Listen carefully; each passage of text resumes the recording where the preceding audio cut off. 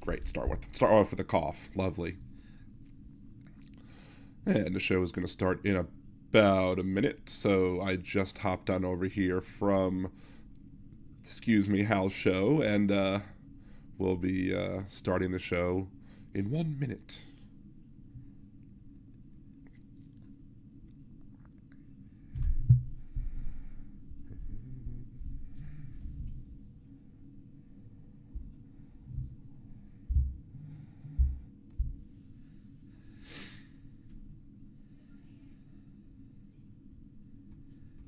What's up, Wes?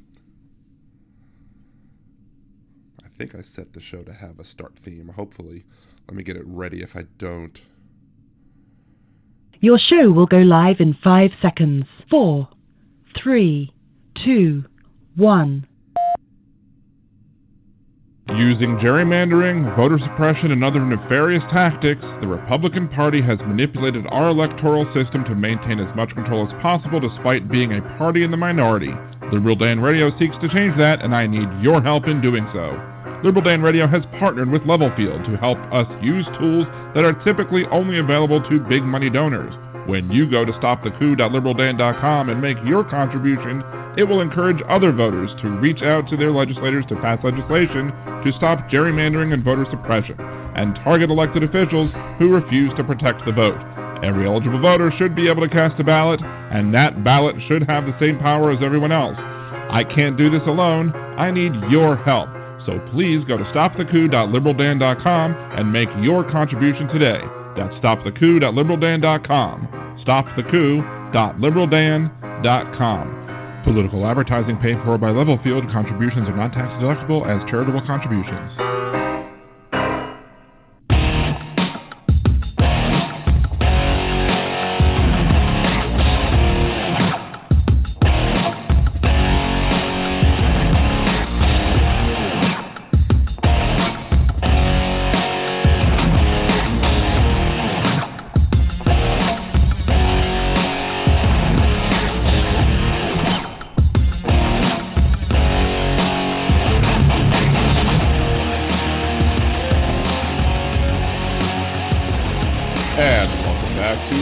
Radio, talk from the left, that's right. This is your host, Dan Zimmerman, coming at you from New Orleans, Louisiana. To join the conversation, it's area code 914-803-4131, 914-803-4131. Shouts out to everyone in the chat already. Wes, Human Being, Maria, and my two wonderful mods, Jolie and Aaron. Thank you all for helping out. If you want to join the conversation and chat, it's youtube.com/liberaldanradio. Or youtube.liberaldan.com can get you there as well. And if you're listening after the live broadcast, you can leave your comments, questions, concerns, etc. Here on YouTube as well, or show thread at liberaldan.com, facebook.com/liberaldan, or at liberaldanradio on Twitter. We're going to start the show off now. Hal is going to be on at the bottom half of the hour at 8:30. He'll be on for an hour after once he starts that, but we'll do some other stuff that we're going to talk about before we get to Hal's call-in. It's been a monthly call-in so far, and I'd like to see that continue. Hey, Catherine Brown, how are you doing? Lolo, appreciate y'all for joining. Please remember, the best way to help Liberal Dan Radio is to subscribe to the channel. Like this video, subscribe to the channel. I have a goal of hitting 1,000 subs by the end of September, so if you can help out, that would be great. If you also want to support the show, you can do patreon.liberaldan.com as well. Patreon.liberaldan.com or patreon.com/liberaldan. Either way will get you there. For as little as $3 a month, you can support the show. Or if you want to do a one-time treat, you can either Venmo me with the QR code up there, or go to liberaldan.com and click the Buy Me a Cider button, and you'll get to hear a little ding live during the show if you do it during the show. So I got a bunch of stuff to talk about today, and a bunch of stuff I really want to talk to Hal about. We've had all these Supreme Court rulings. Anybody who was with me, I did a surprise podcast on Friday. Where I was originally going to just do it on YouTube to review the rest of the Roe v. Wade overturning with Dobbs v. Jackson, but because I was able to what we call in my friend group forming Voltron, which means Nimbus Yosh, the host of the most with the smooth sounds of the Percy podcast, and Demonox, my first Patreon supporter. Both of them came on the show as well, and we discussed many issues, including the horrible ruling that was Dobbs v. Jackson. So we'll get to that as well. Hey, say what? Thank you for joining. Alarasia, did I get that right? Hopefully. Julia Lees, hello, fellow sparklers. I too am a sparkler. I'm supporting Hal at the Hal's Angels level because, you know, he's been good to me, and I want to be good to Hal as well. So we had that going on. You can I always have my past broadcasts. You can go back and watch them anytime on YouTube as well. And I have other clips that I try and post as well. You know, we're going to get into a little bit of that ruling with Hal. We also got the pending theocracy, that where it's apparently okay that you can lead prayer as a coach and have the Supreme Court lie in your favor and say that you weren't really leading the prayer when he was sitting in the middle of the circle leading the darn prayer. I guarantee you, if a Muslim person was leading a prayer in a public school, you would have a bunch of people angry as hell about that one. They would not be none too happy about some Muslim prayer. I mean, you had people booing when they had one prayer one day at some council meeting where a Muslim person was giving the early invocation, and yeah, they didn't react too well to that one either. Now, I do want to apologize ahead of time. I am fighting a little bit of a sickness, so I'm a little stuffy. I'm a little, you know, I'm not hoarse necessarily, but if I do cough or sneeze, and I have to mute myself for a second, I do apologize. So, I mean, and as I talked about on last Wednesday's show was living life as a Jewish person. And that's just another thing. I kind of talked about that in my, you know, I'm not practicing, but I was raised Jewish, and I had this situation where, you know, again, you know, I went to school and everything was Christian-centered, even though it was a public school in Baltimore City. And Baltimore and New Orleans have a lot of things in common, and especially the fact that they're both very Catholic cities. So, you know, I felt like a fish out of water in high school because I was the only Jewish person pretty much for the majority of my time there. And I didn't really know the one that was a senior when I was a freshman. The other one that was, I kind of knew the one that was a freshman when I was a senior. But, you know, freshmen and seniors really don't hang out much. So, but yeah, I mean, this is just another thing where, you know, if anybody was pushing to defend any other prayer besides Christian prayer, they would be an uproar. But let Christian people do it, and it's okay with them. So, because, you know, we're not only are we becoming an idiocracy, we're becoming a theocracy because of all of the things. Like, for example, the abortion ruling in Judaism. I can raise Judaism. Judaism doesn't consider life to begin at the embryonic stage. Judaism considers the embryo to be mere water. Has no value other than, you know, potential for life at some point. Judaism goes so far as to say, I mean, you can't like kill an infant, but in Jewish law, when you mourn somebody, you do what's called sit shiva, which is you mourn for 7 days. You have like, you know, you rip your clothes, you have a black band around your arm or whatever, and you are not required to sit shiva for a infant that dies before 30 days because the infant was not necessarily considered viable if it did not last that long outside the womb. And also to go follow like Jewish tradition or Jewish law. Jewish law has the idea, I'll teach you your Hebrew lesson of the day. There's a word called rodef in Hebrew, which means a pursuer. And you're always allowed to protect yourself or other people against a pursuer who's trying to harm you. Well, if you are pregnant under Jewish law, if you are pregnant and your pregnancy is a threat to your health and your life, that pregnancy is considered a rodef, considered a pursuer, and you're allowed to defend yourself from that pregnancy. It doesn't matter that, you know, the embryo or fetus didn't want to be there. You're allowed to protect yourself, be it with an ectopic pregnancy or even a late stage pregnancy. You are required under Jewish law to get an abortion. Now, as somebody who's raised Jewish, I'm not promoting that should be the law of the land, because I don't believe the law of the land should follow religious laws. I don't want to ban bacon. Well, really, because I love bacon. But even if I was a practicing Jew, I wouldn't want to ban bacon because just because it's my rules doesn't mean you need to follow them. So, hey, everybody else for joining in for the Sparkler Raid. Appreciate y'all. Please remember to like the video, subscribe to the channel. We'll be having Hal on in about 19 minutes or so to continue the fun. Hey, Nick Rich, thank you. Thank you for joining. So usually I try and spread out the bits a little bit, but I have 4 bits to play, and well, 2 of them I want to play when Hal is on the show because they're shorter and I think they're funny, or whatever. Jolie, I love bacon. Bacon. And I haven't had dinner yet, so I'm going to have to have dinner after this. I probably won't be able to have bacon, but, because I haven't made any yet, so I don't feel like making it, but we'll see. Anyway, so if you're new to Liberal Dan Radio, talk from the left, that's right. I tend to do two bits on a mostly weekly basis. One of those bits is Hypocrite of the Week. Another one is Words of Redneck Wisdom. So let's do the... Where did I put it? There it is. There's Hypocrite of the Week. There's Words of Redneck Wisdom. My mouse is not cooperating with me today, apparently. It's a little slow. It's kind of like a deplorable. It's very slow and not cooperating with me. It's not invading the Capitol, though. Anyway, here's Words of Redneck Wisdom.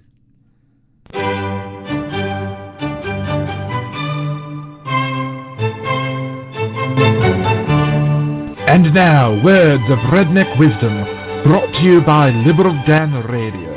I thought I was pretty well informed until last Thursday and Friday. I found out the Supreme Court is not supposed to make laws. That's what happened with Roe v. Wade. It's gay marriage and contraception and sodomy. The Supreme Court legalized these things, so that means that the people have to pay for these things. So I have to pay for a woman in another state to have an abortion. I think it's the job of the Congress to make laws, not the Supreme Court.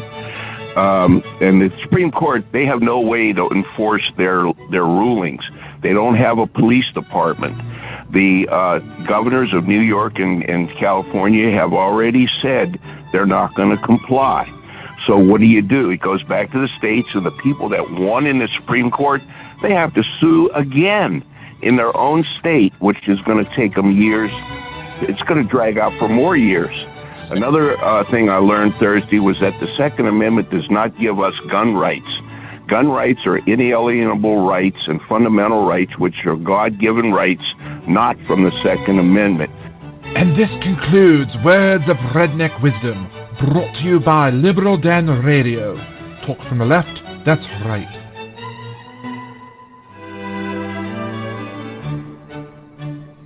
Conservatives really should not try sarcasm. They're really not good at it, not at all.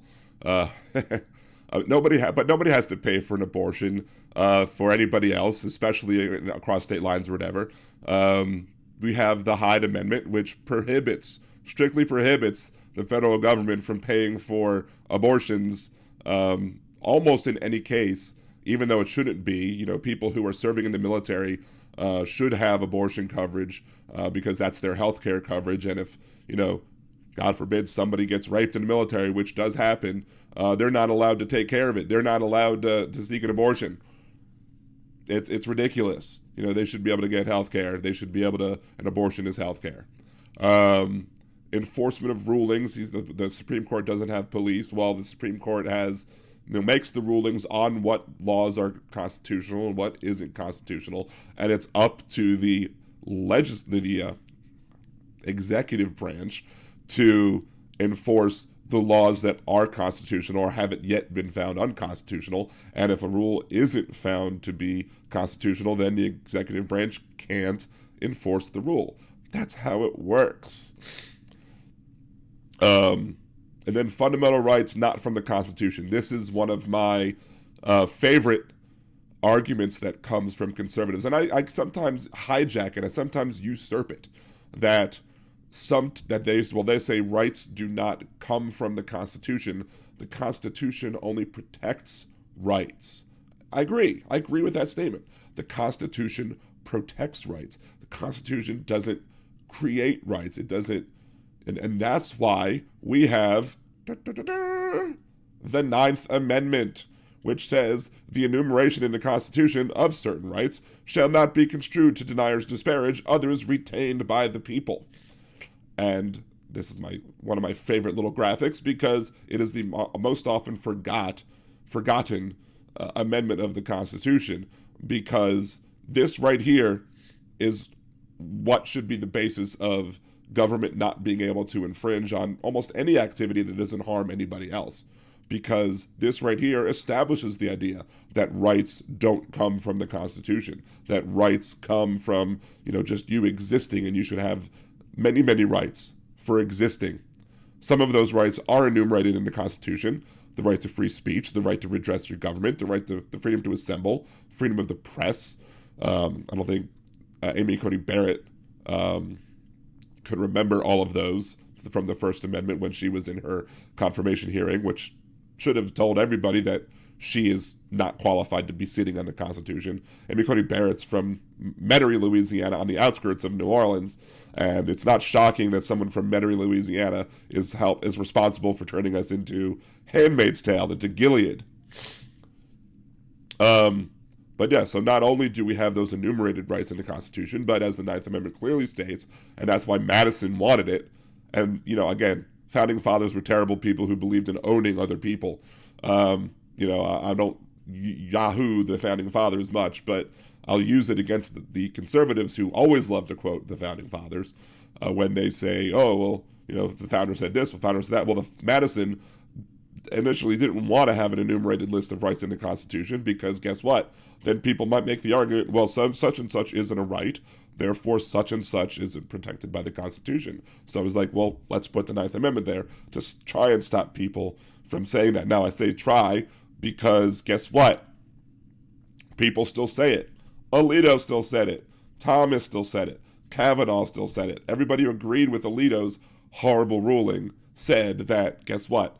A right has to be enumerated in the Constitution or we're not going to acknowledge it as a right, which is a bunch of hooey, a bunch of BS. Speaking of Alito and those 5 conservatives on the Supreme Court. This week's Hypocrites of the Week are the 6 conservative justices on the Supreme Court.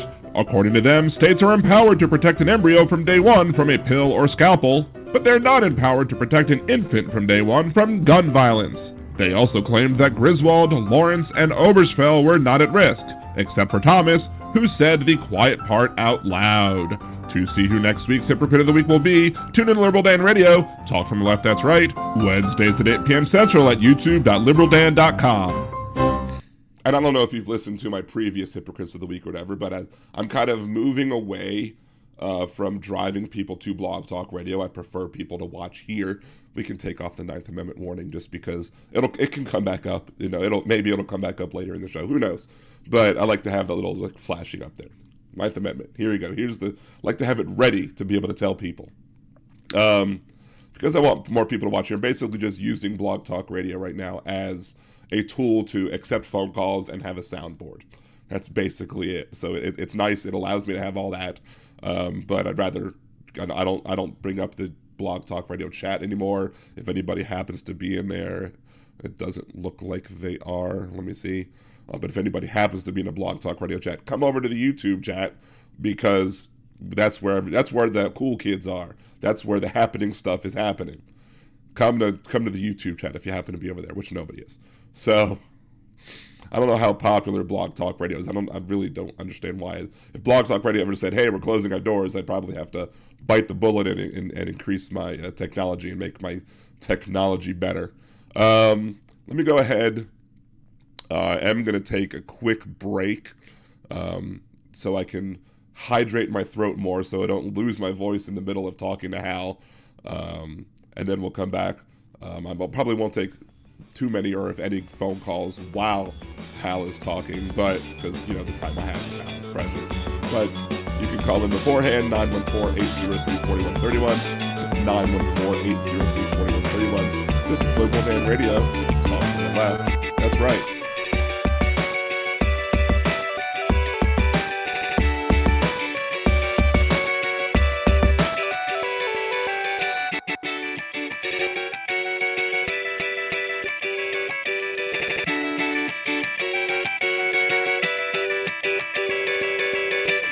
Are you planning a trip to Disney soon? Do you want help avoiding spending mistakes and making the most of your vacation? Then check out budgeteers.com, a new site devoted to helping you get the most mouse for your money. What kinds of tickets should you get? Is the dining plan a good deal for you? Should you stay on grounds or not? Should you buy park hoppers? Many other sites are filled with information about what other people like to do, but Budgeteers is geared to help you make the best decision for you. So check out budgeteers.com or go to youtube.com/budgeteers and help make your trip the best it can be. Budgeteers.com is not a travel agency and it is not affiliated with the Disney Corporation or any of its holdings. In a world gone mad, one progressive will do a bad movie trailer guy impression to get you to listen to his show. There's only one thing that I like better than the Liberal Dan Radio Minicast. Alright, Bill, that's enough of that. On the Liberal Dan Radio Minicast, you will hear an honest discussion of the day's issues, with some personal bits in between. You might even hear what the other side has to say, sometimes even in their own voices. So become one of the Liberal Dan family, because family means no one gets left behind or forgotten. To hear those bad impressions and more, tune into the Liberal Dan Radio Minicast. Talk from the left, that's right. And I think to myself, what a wonderful show. Yeah. If you enjoy Liberal Dan Radio, there's many ways that you can support the show. You can subscribe to the YouTube channel. You can like me on Facebook or follow me on Twitter or TikTok. And you can become a Liberal Dan Patreon. For as little as $3 a month, you can get a shout out. Higher levels get the opportunity to vote on what I do next on the podcast, the minicast, or on YouTube. You can even buy commercial advertising or sponsor bits. So go to patreon.liberaldan.com and support the show today. Hey there, podcast listeners. This is Deminox, host of The World According to Knox. It's time for Season 2, where I take you on another trip through my world. The world of movies, video games, pop culture, and more. Relate them to the world around you. Don't forget to leave a question for Marscat, and find me on Twitter by the handle XDeminox. That's the letter X like X-Men, DEMINOX. Now enjoy the rest of your podcast.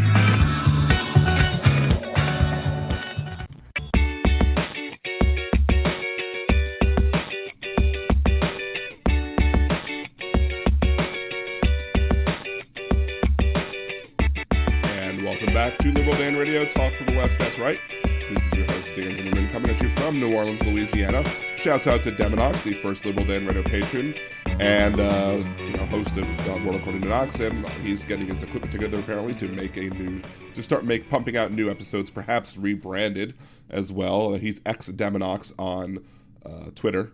And, of course, we have the Smooth Sounds of the Percy Podcast, both of whom were on the show last on Friday.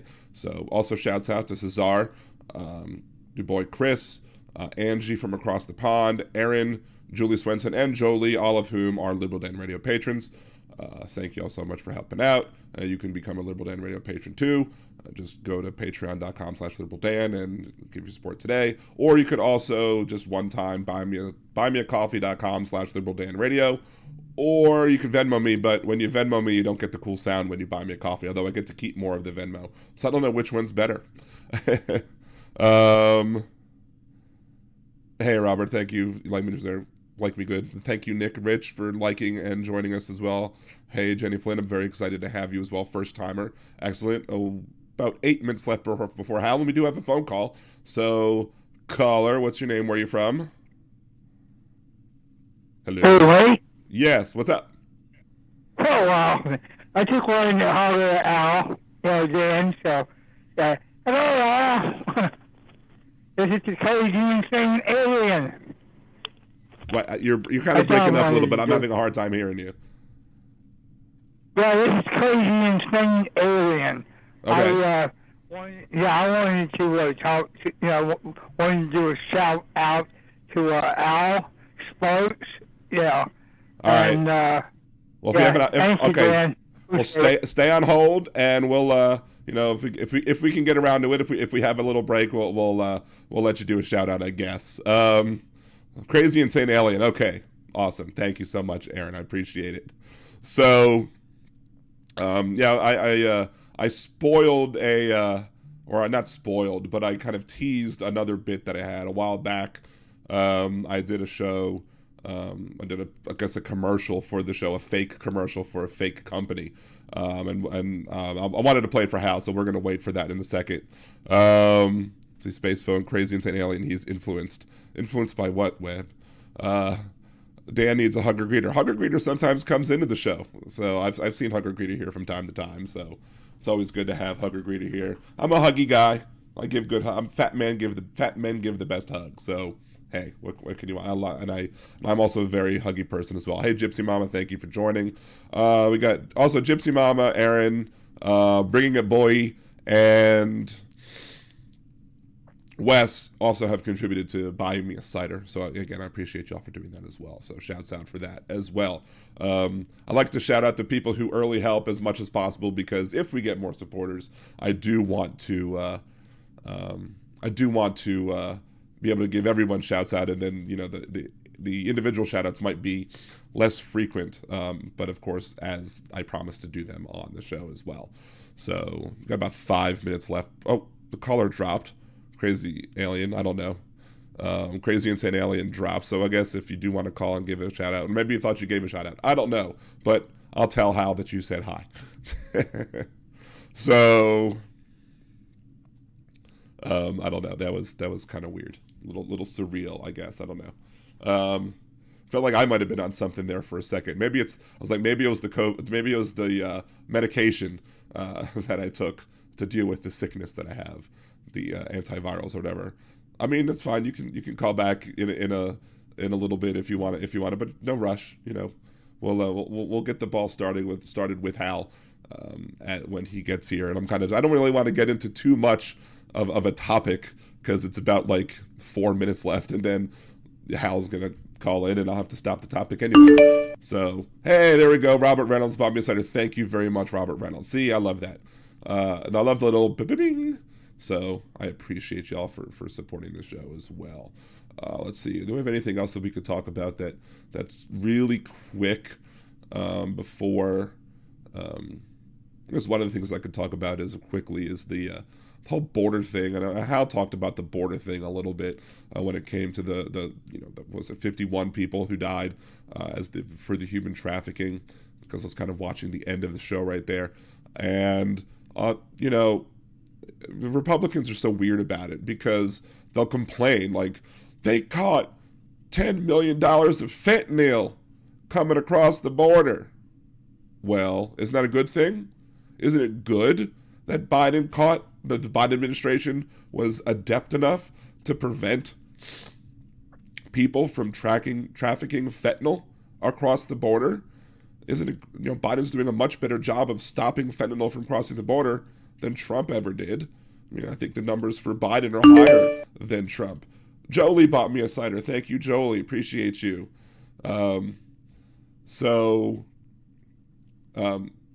Maybe this is a theory, and I could be correct, I might not be, but here's a theory that perhaps Biden administration is not trying to stop, asylum seekers from crossing the border, and not trying to kick out people who were here because of DACA or their families or whoever, and he's focusing on the things that could actually harm people.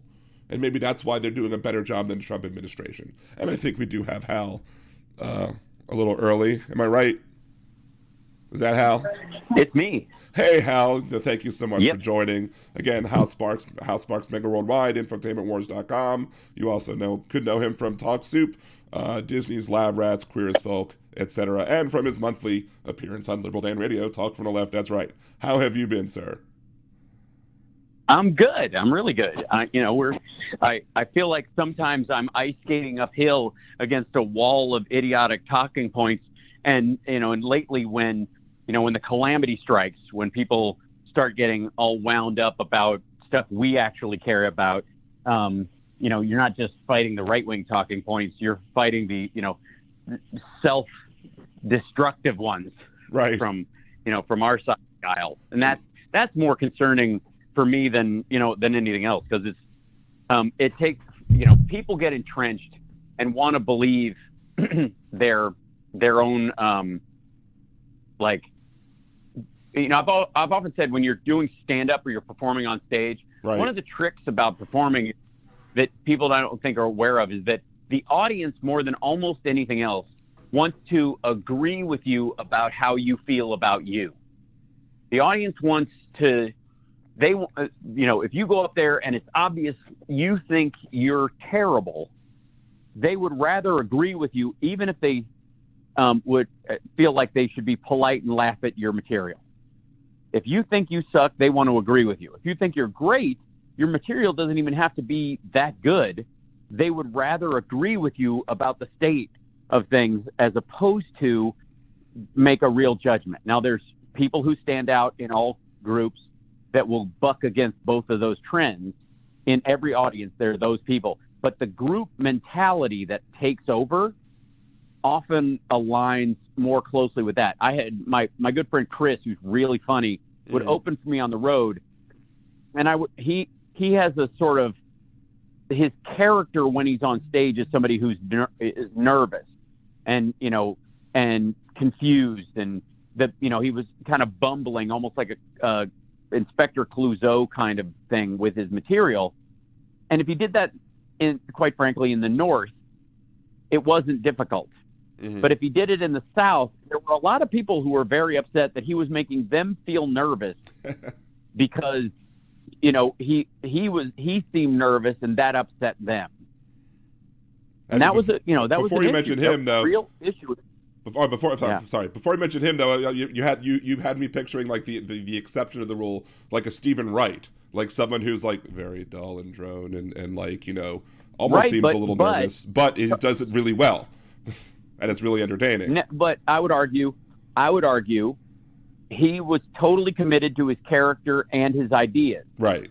And so there was no lack of confidence in what he was doing. In the same way that Rodney Dangerfield is technically saying he has no respect, but he's doing it in a commanding nature. Right. Where there doesn't have to be a linear connection to your material. You could do nervous material, but if they think you're in control, that's okay. If it's too subtle, it'll miss it, and they'll mistake it for the real thing. And that was part of the issue.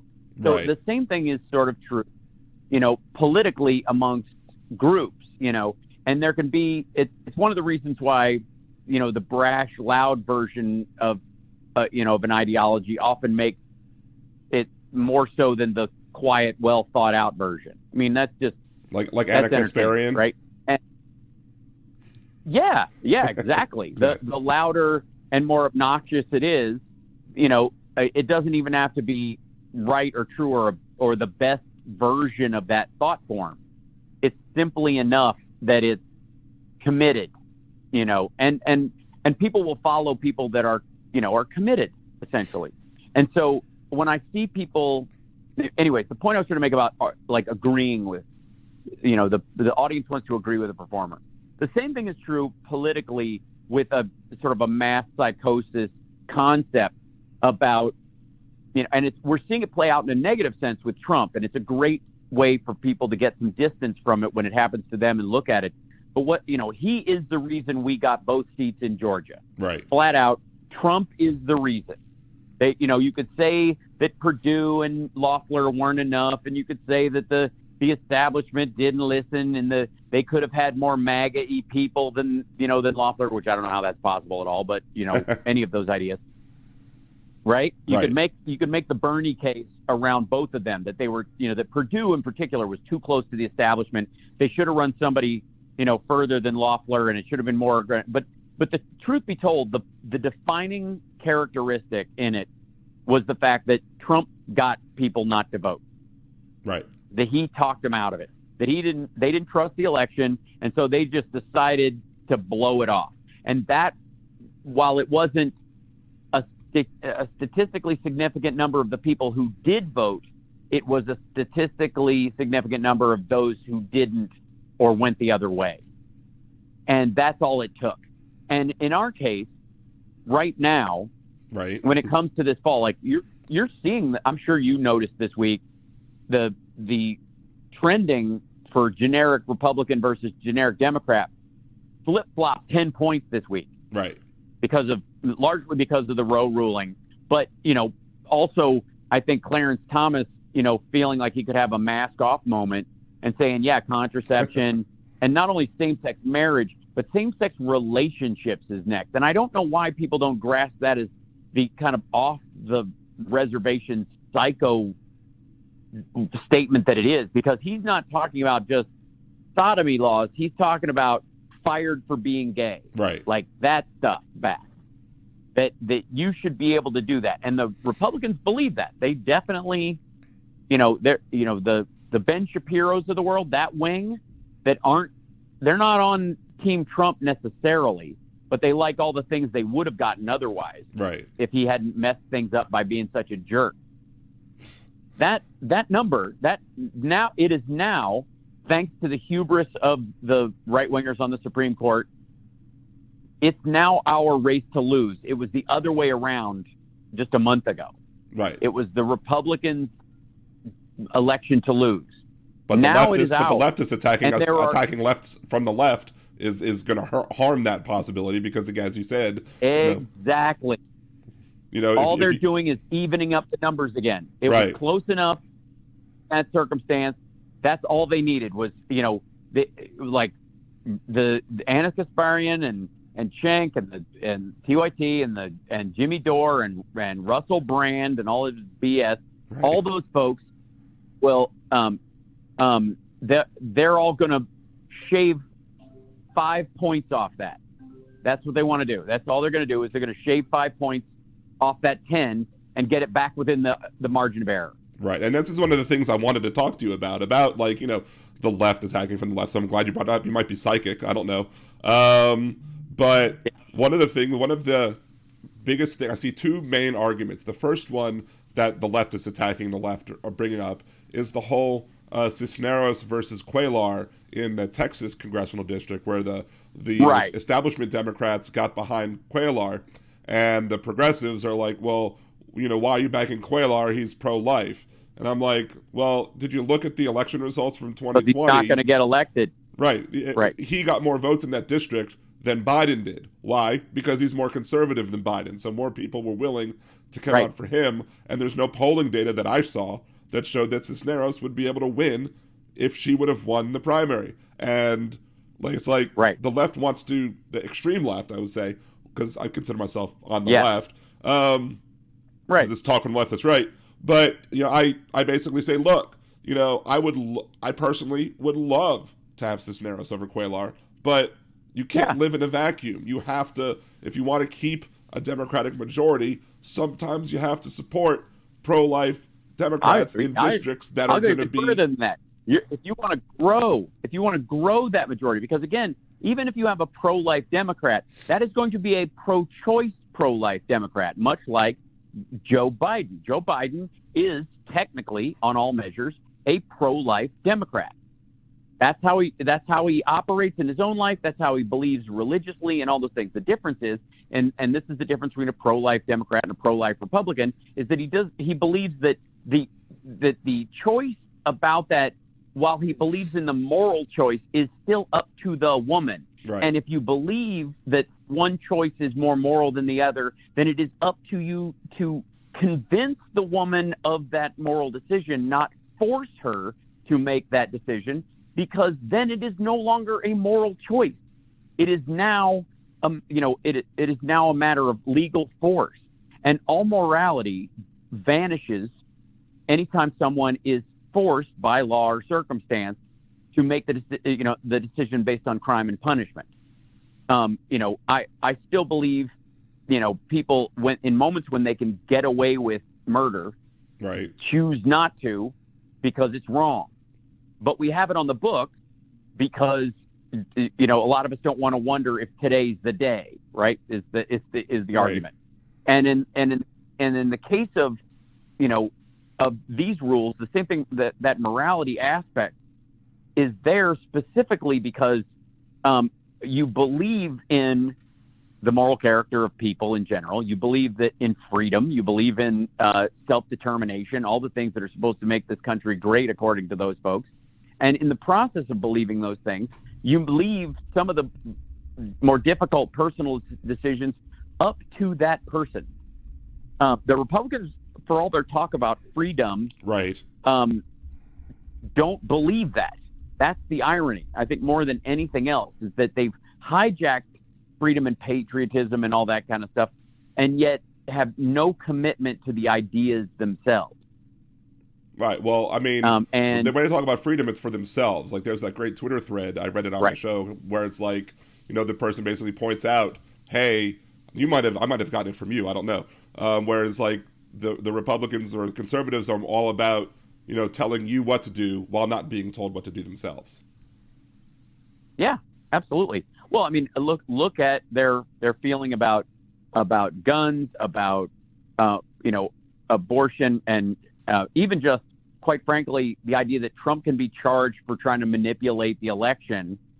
Meanwhile, they want to round up election volunteers who did nothing wrong and basically surreptitiously hang them, essentially, it seems, for just literally just decide that it's, we'll decide it's a crime and then just carry out the sentence. Like, no jury trial, no due process. And meanwhile, the people that are in jail for January 6th, for example, the ones that are still there, there's a bunch of them that were violent, that did horrible things, that aren't in jail. And the reason they're not in jail is because all they had to do was not spit in the judge's face or threaten the life of someone. And the judge was like, all right, you can be on your way. We'll see you in July. It's a huge difference for, it's just a flip-flop in ideals. They're just selling that. And it's freedom TM with those crowds. In the same way that, quite frankly, I would argue that in your, in the situation of, far lefties, it's progress TM, it's progressive TM. It doesn't actually have to amount to anything. You don't actually need any progress. As a matter of fact, all meaningful progress is incremental. They hate it when I say it, but it's absolutely true. That's just the nature of life. I'm sorry, but everything can't be a laparoscopic procedure or a facelift or something. Sometimes you got to go to the gym and you got to learn to eat right. And if you want to be healthy, and that most things, by the way, if you want lasting change, are precisely that. They require, that gradual kind of progress. They require, and gradual, incremental. I mean, because a lot of these are what I would call thin ice projects, where you don't know, you can't just charge out onto the ice and hope it holds, because people's lives are at stake. You have to, you're like, I got a great idea. Let's just run across the frozen lake. And you're like, dude, it's spring. Like, I don't care. It would have worked back then. Well, back then, it was winter. You could argue that there was a time when it might have been easier. That ain't now. And especially when we've got, like I said, 48 elected Democrats in the Senate. We don't have 50. We certainly don't have 51. We've got Kamala Harris and 2 independents. And that's if we have everybody on board. And again, that kind of goes to the Quaylar argument that you're making, that these people have to be able to get elected and stay elected. Otherwise, all these rights we care about are just going to be ping pong balls back and forth every election, which is what has happened. Until Democrats and Democratic-leaning voters are willing to commit to the entire process for a period of time where we can build on, steady and powerful progress. And not just in federal elections, state elections too. Yeah, exactly. Every 2 years. We vote every 2 years in this country. That's how it works.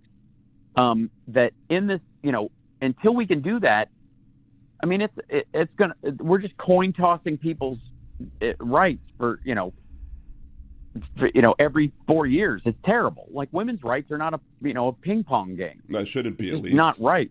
And that's the other thing that came up. The other thing that the left wants to attack. Why didn't Obama codify Roe? And I'm like, Obama didn't have the votes to codify Roe, even though he got 60 votes in the Senate, technically for like 45 days. He was working on the Affordable Care Act. He was working on the Matthew Shepard hate crimes bill. He got Lilly Ledbetter Fair Pay Act passed.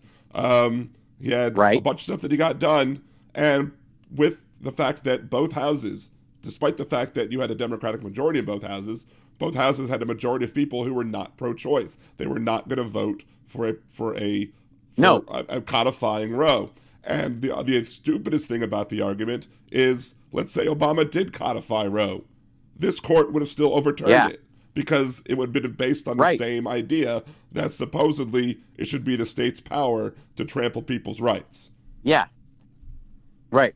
I would, and that bill itself, had it cleared all the hurdles, it would have needed it couldn't have been done under a filibuster. The fact that even if you did it with a filibuster, you broke the filibuster to do it. Right. All that does is key up this court to see a challenge to it. Go, you overrode the filibuster to do this. You don't even have the votes. You don't even have 50-50 in the Senate as in a two-party system. Right. And you dared to force this on the states. It's the same procedure. What you have to do in these cases is you've got to make steady progress and win hearts and minds. And during that process, you also can't give up an election like happened under, with Hillary and Trump, where people are like, I don't know. She's awful. I don't like her. Right. That in and of itself, that's what gave it away. In the same way that Trump gave us the Senate, and that we gave it what control we have of the Senate, the 50-50 coin toss that we have. Right. The reason we have that, the only reason we have that, is because he talked his voters out of voting. And the only reason that we don't have the Supreme Court right now is because the TYTs and the Jimmy Dores and the hyper lefties talked their voters out of doing it in 2016. Because there was an NPR article where you survey 800, 1,000 people when you're doing polls. They surveyed 50,000 people, and 12% of Bernie supporters in Wisconsin, Michigan, and Pennsylvania all flipped from Bernie to Trump. If they would have just voted for Jill Stein, Hillary would have won. If they would have stayed home Hillary would have won. But they've switched from Bernie to Trump, which is just, I don't understand how you go from the person who Trump calls a socialist to, he's a democratic socialist, but the person who Trump would have attacked even harder for being a socialist. They call Biden a socialist. He's clearly not. But, how do you go from a democratic socialist to Hitler wannabe? It doesn't make any sense. Because the theme of that ideology is, one is the entire system is rotten and the only solution is to burn it all down. That's the anarchist wing of that crap. Bernie or bust. Which is Bernie or bust, right. And then the other half of it is if we don't get everything, nobody gets anything. That we'll lose power if we don't leverage what little power we have to overwhelm the majority of our own party. Not by convincing them, not by showing, proof of concept in these situations. Thanks. Not by doing it that way, but by just forcing it. And this is the same argument, by the way, that the force the vote push from both TYT and Jimmy Dore last year about Build Back Better and the infrastructure bill, which would have served to kill the infrastructure bill. It would have never gotten Build Back Better passed, not in a million years, not with the makeup of the House or the Senate being what it is, or even the House for that matter, because it was 10-10. We've got it's 2020 to 2010. That's the power balance in the House right now. Right. So the idea that somehow, Republican or Democrat to Republican, we have 220, they got 210. Like that, there's no way anybody can read that and go, it's anything other than it's a coin toss right now. Right. And the same thing in the Senate, and then you're going to argue that we should be able to quote unquote force this down people's throats. We should be able to take what we want and get it because that's what the Republicans will do. Okay, first of all, when they do it, it's fascistic and it's wrong. And so if you do it, you're saying it's not the fascism I have a problem with, it's the result of the fascism. And then we go, well, then you're not actually arguing for democracy. So you're going to lose anybody who actually gives a crap about the concept of this country. Secondly, if you're just setting it up so they can just do the exact same thing on the back end. Right. Like you're just saying, all right, well, next time you guys get in office, we'll just go back and forth, executive orders, back and forth. And every time you turn around, somebody's going to lose like gay rights and women's rights and S-chip, and we'll get Rick Scott in there. And every 5 years they'll sunset Medicare and Medicaid, and so every 6 years, we'll get control again, and then we'll put it in, and then they'll blame all the extra spending on us because you'll have to raise taxes every 6 years to do it because it won't exist the other years.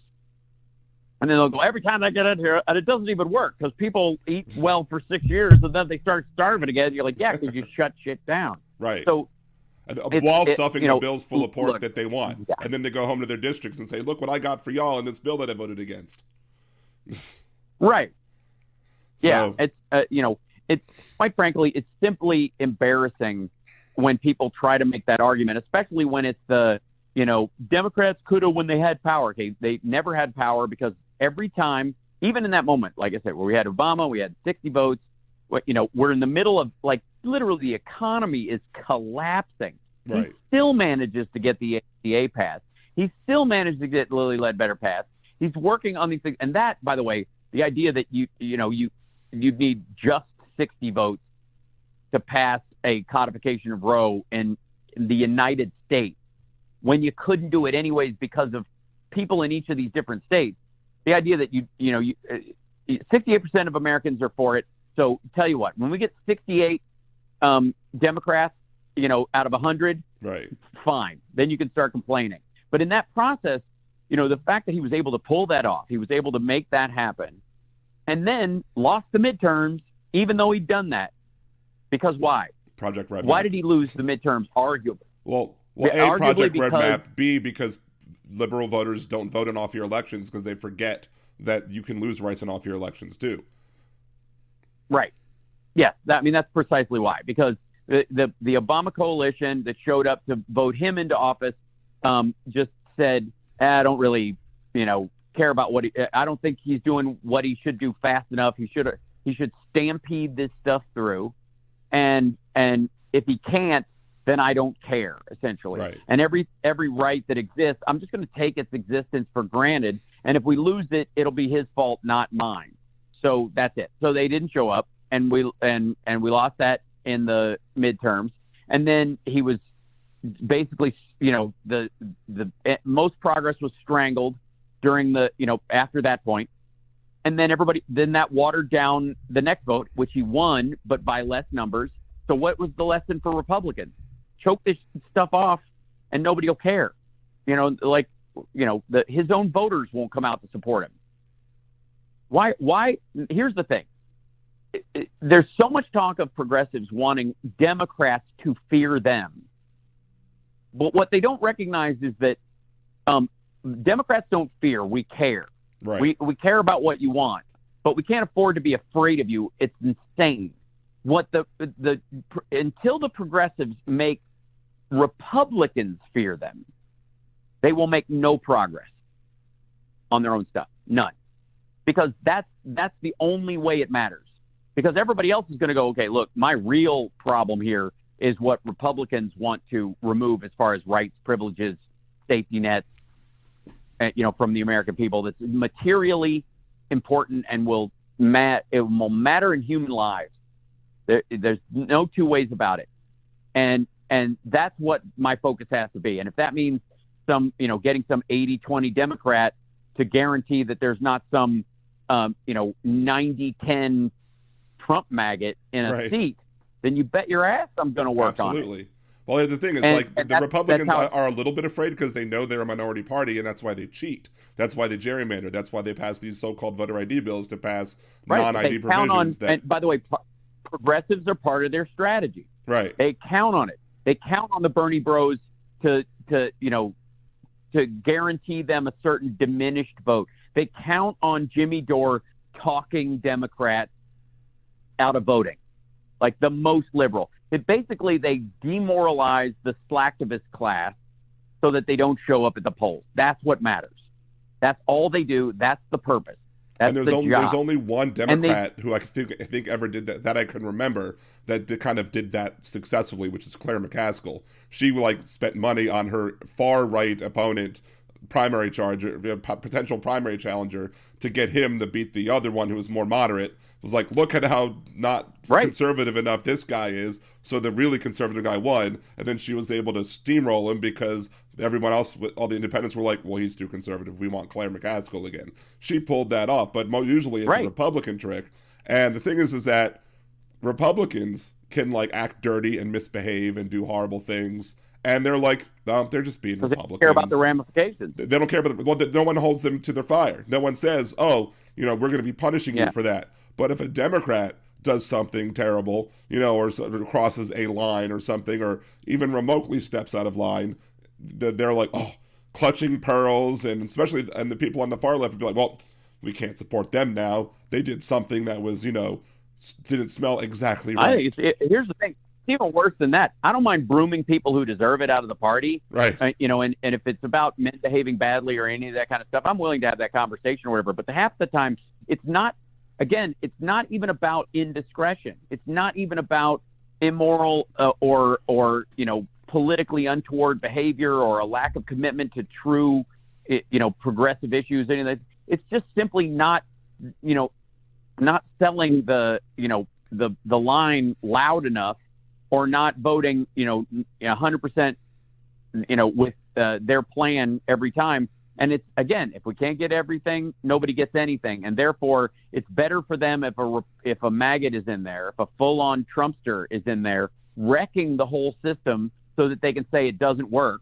Right. No matter, and this is the problem I have with that more than any, is that real people's lives are on the line. It's one of the pivot points that Democrats have always had to deal with when they're arguing these points and in negotiations especially, is that we actually care about the ramifications. We actually are concerned about whether or not people are going to be able to survive or live their lives or feed their kids or, carry their baby to term healthfully, that kind of stuff. The Republicans don't have to. I mean, that's the thing about Ayn Randian libertarianism, as a leading front on your party, where you can afford to be gun crazy because, you can just sell machismo and move on. And, the Democrats have a problem. Democrats have to care. Right. And that means caring for people who aren't even on the team half the time. Most of us are, arguing, for the best interests of people who, we would vote against. That's the irony, There's so many, Democrats that are like Republicans who would, on some level, they're by making the choices they're going to make, they're going to get themselves put out on the street. They're going to be broke. They're going to be starving. They're going to die of cancer. They're going to drink leaded water, that kind of stuff. But they're so ideologically driven that's what, they're willing to go there. Whereas Democrats are like, look, I can't even let that happen to you. Right. I don't want that to happen to you. Well, and I don't even like you. And that's Kushner during the pandemic was like, let's, if this is going to harm the blue cities more and the blue states more, let's just let him do that so it'll harm people. Meanwhile, Biden's like, I want to make sure everybody's protected. It doesn't matter if you're red or blue. It doesn't matter what state you live in. I want to make sure you're helped. But and this is why the extremist leftist other talking point that I've seen recently is, you have to earn my vote. My vote has to be earned. I'm like, your vote has to be earned. The fact that, Hillary wasn't Trump should have been enough to earn your vote. The fact that electing Donald Trump was going to hurt the most marginalized people in this country, and that anybody with two brain cells that work should be able to have seen that. Now, of course, the people on Trump's side might not have those, but they also like the fact that that's a feature, not a bug to them. But on the leftist side, they should be, they should be like, well, yeah, I don't care if you have to hold your nose in the voting booth. I've held my nose. In Louisiana, we had the famous election where it was David Duke versus Edwards, not the current Edwards, but a different one. Right. Edwin Edwards. And the slogan for Edwin Edwards was "Vote for the crook. It's important," because everyone knew he was crooked. Everyone knew he was like a corrupt person, but it was better to vote for the corrupt person than the former Klan leader. I'm actually surprised that nobody grabbed on to the Donald Trump trying to claim, oh, Hillary's a crook. I'm surprised nobody went on, well, vote for the crook. It's important, and just take that away from him. Well, and again, you're not even talking about the crook versus the Klan leader at that point. She had not done anything to earn that moniker. Right. Even the Comey butter emails BS turned out to be crap 2 years later, and people should recognize that they were manipulated.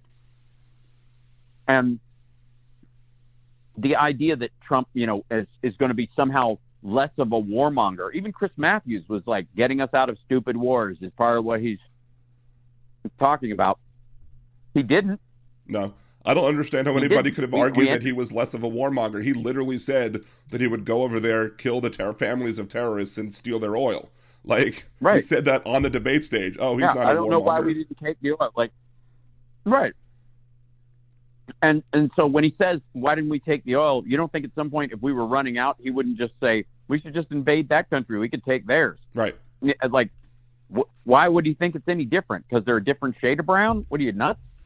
And the other aspect of, of like him versus Hillary was literally, it was yet another sort of personality issue. And this, on top of like she's a woman, you don't like her voice, blah, blah, blah, like all the sexist aspects of that was already going to be a problem. Everybody knew that. That was already baked in. So that should have also been a warning that you're going to need every vote you can just to counter the fact that genuine misogynists who do not believe women should run the country, all of those, they're not going to vote for her.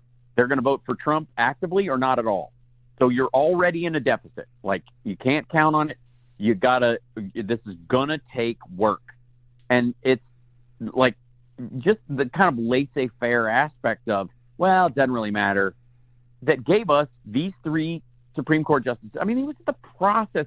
That's the weirdest part of this for me, is that they were in the process of him telling us, like, Mitch McConnell's not going to let you have this seat unless she wins the election. And then Trump, in interviews with Chris Matthews, saying, yeah, there's got to be some kind of punishment for the woman if she gets an abortion, if she has an abortion. There has to be some kind of punishment for the woman. Right. He said it. Like, and people were like, "Oh, he's not going to be able to do that." And like, you said something on your show that I repeat a lot, where like, you're tired of being right about this stuff. Like, in 2016, I was banging the drum of, if Trump gets elected, he's going to name 3 Supreme Court justices, and everyone called me a loon. Everyone said I was crazy, and now I'm like, I wish I was wrong, but we called it. Oh yeah, no. And here's the thing: like, all the RBG blaming, or Breyer should have blah blah blah. If he'd have gone earlier, yada yada. All that stuff, you can feel that that's true, but understand this: the right has agreements with their people that if anybody gets long in the tooth, they're out the door. That's part and parcel to the agreement. This, it's only a lifetime appointment on the Democratic side. On the Republican side, they want to be able to put a young'un in to keep that so that nobody dies on the post.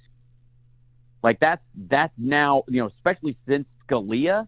Like, they let him hang on because he was the boss. Right. But everybody else, they're like, nah, the minute you get to retirement age, practically, we're going to start talking about you. We got to make it, we're going to put somebody in, and it's like, they're like, these people are unqualified. Yeah, they don't care. They're one-note voters in their audience of one style Supreme Court justices, and they're on a mission. They're terminators for certain rights. That's all they care about. They just keep walking forward till they destroy that right. That's their whole purpose. And then the rest of it, then they can just play around with, free market, deregulation, lead in the water stuff all they want to. But they've got an agreement. There is, beyond even the hold your nose and vote for somebody thing that they've had for years, which is what gave them the ability to put 3 justices on the Supreme Court. Beyond even that, there's a team player aspect amongst the upper echelon, that if this is a lifetime post, you're gonna bow out and give us that seat before somebody else gets to choose it. Right. There aren't going to be any, and there never will again, but there never were really, except for Scalia. There hasn't been one on the right for a long time.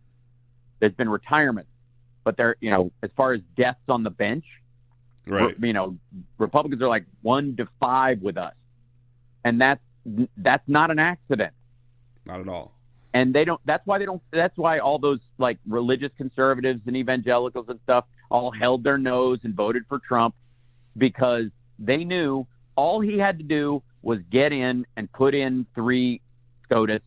Everything else, he could do whatever he wants. He could wreck the joint. They did not care. They didn't think he could do any long-term damage anyways. If he could get a tax breakthrough, awesome, it didn't matter. But God put him on earth, the imperfect vessel of the perfect message of the Lord. They put him there specifically to change the balance of the court. That's all they talked about. Yep. And that kind of long game is, on the left is non-existent. And I don't mean amongst Democrats. There are some Democrats that have got some long-term plans, and they've stuck around. It's why Pelosi is speaker. Right. But when it comes to the most egregious, slacktivisty, progressive voters, they've got no long game. They don't care. It's all revolution, and there's a expiration date on every single person. They don't care. Like I only care till Wednesday. Anytime I get past that, the hell with it. Right. Well, just to top half the hour, half an hour through with Hal Sparks from Hal Sparks Megaworldwide here on Liberal Dan Radio, Talk from the Left. That's right. If you haven't subscribed to the channel already, please subscribe, like the video, share it with your friends, and also support the show by subscribing, by going to patreon.com/LiberalDan, or click on the Buy Me a Cider button on liberaldan.com. You'll hear a cute little ding.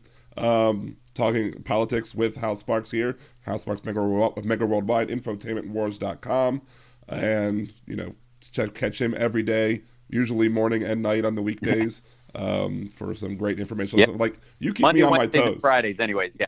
You keep me on my toes because I'll watch you, and sometimes I'll be like, I was going to talk about that, so I'll have to bring some new stuff up, just because I was like, you made a really good point. I can't make that point now, so there you go. Well, but you can reference me all you want. I don't mind. That's totally cool. If you just, obviously credit where credit is due is always helpful. But quite frankly, that we're in such an all hands on deck kind of a situation that I like, and I feel like you and very few others are committed to this idea of like, vote blue no matter who, get it done. Because that's what it is going to take. There is no shortcut to fixing this. There will be none. If we kill the filibuster and expand the court, the Republicans are going to let the court expansion bill go through, and they'll hem and haw, and they'll freak out, and they'll scream and cry, that this is fascism and corruption, and the party's taking one party system, and the Democrats are trying to steal people's voice, blah, blah, blah. And then as soon as they do that, they will block every person we try to add to those seats. Right. And then they will fill them with their own as soon as they have control. And we, the Democrats, will have given them a 10-3 majority on the Supreme Court. Like, if any of the quick fixes, I could show you 10 ways it will become the quick wreck, where it will just yank the wheel into the ditch, and the people that will be affected by it are the most vulnerable. Right. Again, this is the leverage that Republicans have on Democrats, that we care about the people who are most vulnerable. They don't have to, and they can pretend to with it's the babies. They care about the babies and stuff. They don't want to feed them. Right. They don't want to educate them. They don't want to protect their moms with prenatal and postnatal care. They don't want Head Start. They don't want any of that stuff.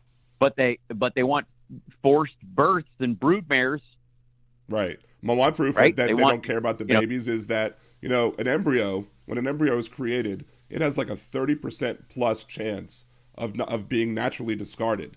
So before even implants in the uterine wall. So if you cared that much, first of all, if you put an infant in that position where there was a 30% plus chance of an infant dying, you get arrested for reckless endangerment of a child. So that's why an embryo is not a child. Right. But if you really believe that an embryo is as a child, and you're willing to put that embryo at risk of having a 30% chance of death, you clearly don't care about those embryos. So my best advice to them is to not breed. Right.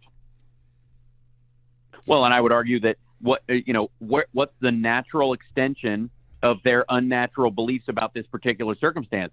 That's where you're talking about permanent test tube babies and people having to get a license to breed. Right. And they'll pick who, and then you'll have some Warren Jeffries breeding colony where it'll take us 10 years to find out that he's really having sex with these underage girls instead of just harvesting their eggs.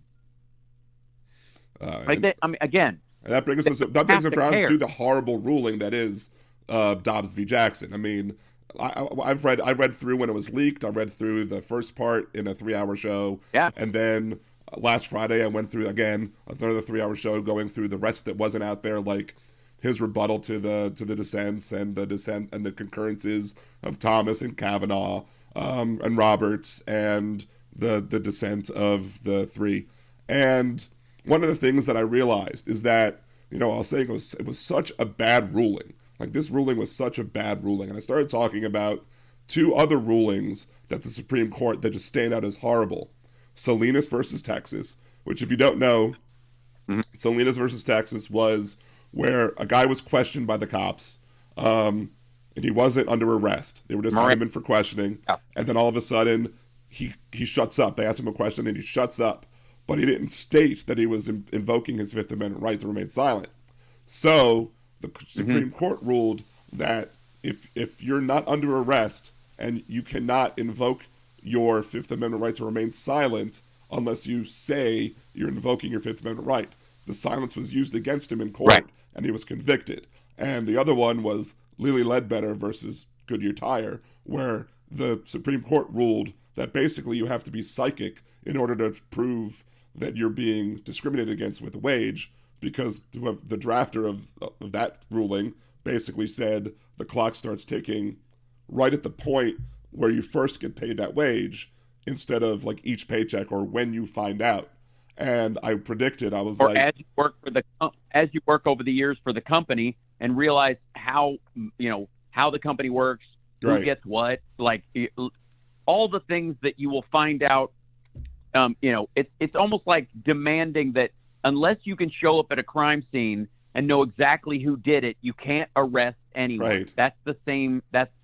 It's lunacy. But you know nonsense. Who wrote those? You know who wrote those 2 other rulings? Alito. Thomas? No, Alito wrote both of those rulings as well. Alito is a horrible. He writes terrible rulings, and this is like his of the recent rulings. I think he's probably written most of the worst. So now I do want to have a little fun with this show.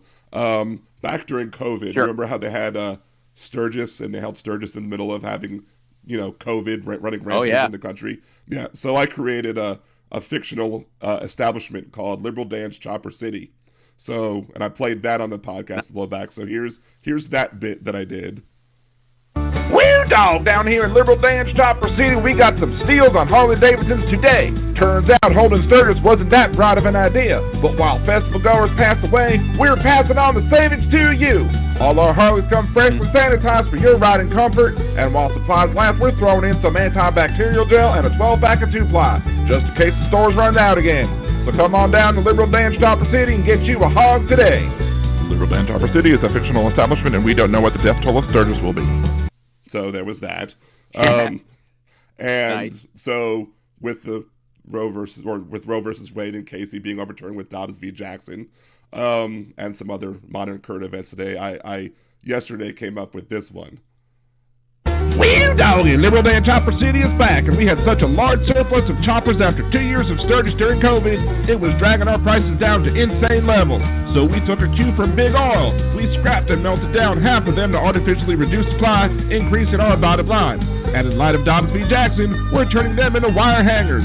So with every chopper you buy, you get a 12-pack of hangers absolutely free. Share them with your friends, especially in the red states. Liberal Dance Chopper City is a fictional establishment. Do not use wire hangers for healthcare. So there you go. Right. So nicely done. I try to be funny from time to time. Yes, I see a running gag. Yeah.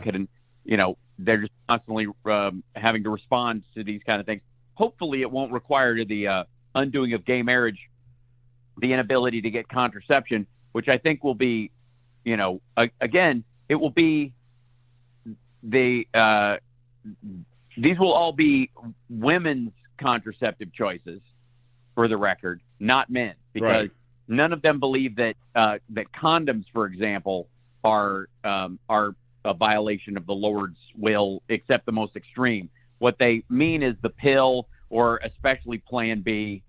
These, that's what they're really, because I'm sure there's some spill some seed upon the ground crowd that don't actually want any form. Right. That but every sperm is sacred.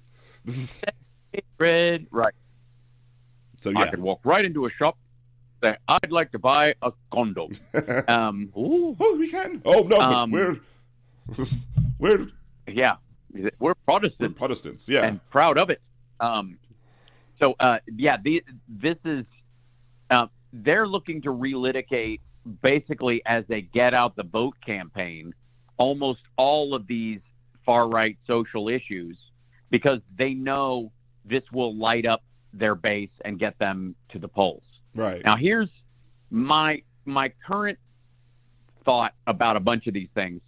I would like to say, for the record, that if you need to be convinced to vote, if you need to be talked into it every time, if you need to be the, inspired or cajoled every election cycle to vote, they have to earn my vote type of people. Yes, if you're one of those, you are not the base. The base is foundational to the entirety of the party. The base is indeed itself immovable. It is the root of the entire thing. If you need to be talked into voting every year, you're not it. You're not the base. You're a peripheral. That is the very definition of being special interest. Right. You are special interest. You need to be convinced by somebody every time. And it's not like, by the way, the Democrats and Republicans, as much as the new Republican platform that was just put out in Texas is the next step in lunacy, the Democrats and the Republican Party have, between them, they have their platforms that don't change all that much year on year.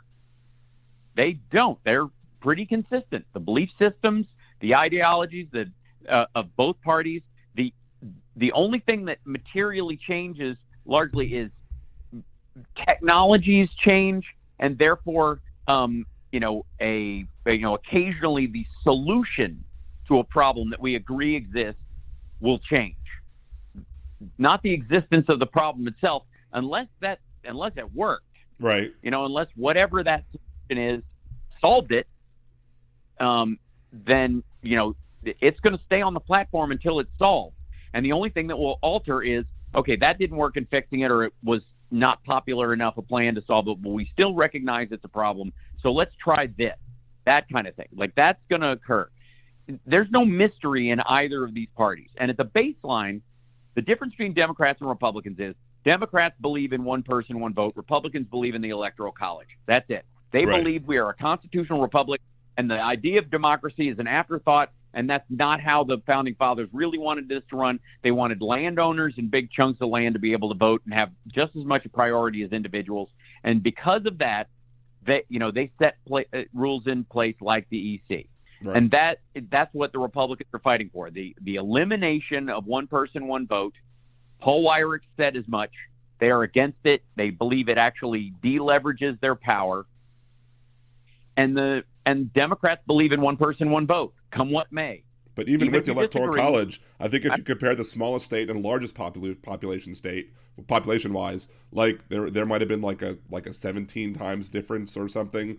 But now, compare Wyoming's population to California, it's like 99 or something. I don't know if they could have fathomed the idea that one state would have that much more of a population as a percentage-wise, or multiplicative. Well, it's the same issue with senators. That we have. There's 2 senators per state. It's idiocy that Wyoming gets 2 senators and so does California. It's just ridiculous. Right. They shouldn't have allowed those states to become less. Little populous states should have just been made one big state, for population base. Yeah. Instead of, okay, this is how many people we have in that state. That's going to be a state. Yeah, regional groupings, especially when they were territories. But at that point, again, the rules were different, and the outcome was, what they were shooting for. So, but that is the essence of the parties. Of these two parties, that's ultimately what they believe. And it's also why the Democratic Party has changed with the times more fully than the Republican Party has, which in many ways entrenched backwards to it didn't have to be very progressive to be progressive where it was as far as slavery back then, because it was about maintaining these giant chunks of states right for a period of time. And now, and then it needed to salvage the Constitution for that to still be true. Once that was done, they didn't care either way about slavery or any of the other aspects of it. It wasn't important to the land grab aspect of it. It was to Democrats. And so they were on whether they liked it or not, Southern Democrats, Dixiecrats, and the like, in the party that they were in, because of the platform and the design of the party, were on a bullet train towards this future of one person, one vote eventually being recognized as a codified right. We're still not even 100% there. Our ability to vote is protected, but our right to vote is not codified. Right. That's still true. I mean, you could argue that Trump and his crowd were effectively trying an end run around that with January 6th. And had they gotten power, the next step would be to establish a constitutional function of the federal elections that favors the EC and favors senatorial models over House models. And then work gerrymandered districts, try to pass a law where the districts are larger in population and therefore could incorporate a lot of smaller areas and build them up to be equal in congressional power to the more populous states. There's no question that that's the 10-year game. It's just that Trump doesn't care about anything beyond the end of his nose or his dick. So there's no way he was going to commit, to that stuff. So, if you're like, why vote Democrat versus Republican? The essence is, do you believe that that everybody's vote should matter? Right. If you're voting Jill Stein or independent or something like that, there's no commitment to that from them either. There's no, insofar as independents go, from Sanders, except for his use of the Democratic Party, to Jill Stein and whatever her ultimate standard on it. If you believe anybody who sits at dinner tables with Vladimir Putin and Mike Flynn are for, individuals being able to democratically vote, I don't know what's wrong with you. But even Bernie, when he was running in 2016, 2016, he after begrudging and hating the superdelegate ideas, at the end of it, he was like, well, the superdelegates need to vote against Hillary, even though the majority of the people voted for Hillary, because I'm under this assumption that I can still win, even though, that's another extreme leftist talking point, is that he would have won because he had a higher percentage nationwide. I'm like, you don't know where those votes were. Those votes might have been in California. He might have run up the vote in California even more, but then lost other states, because it doesn't matter. Right. It matters where those votes are, not by how much you win by, as we learned when Hillary got 3 million votes, but lost by 70,000. Which is one of the reasons, like you were talking about, like you mentioned, like me in the podcast and being committed. One of the advantages I think that conservative talk radio has, or conservatives in general have, is they have a farm team. Like in Major League Baseball, they have minor leagues.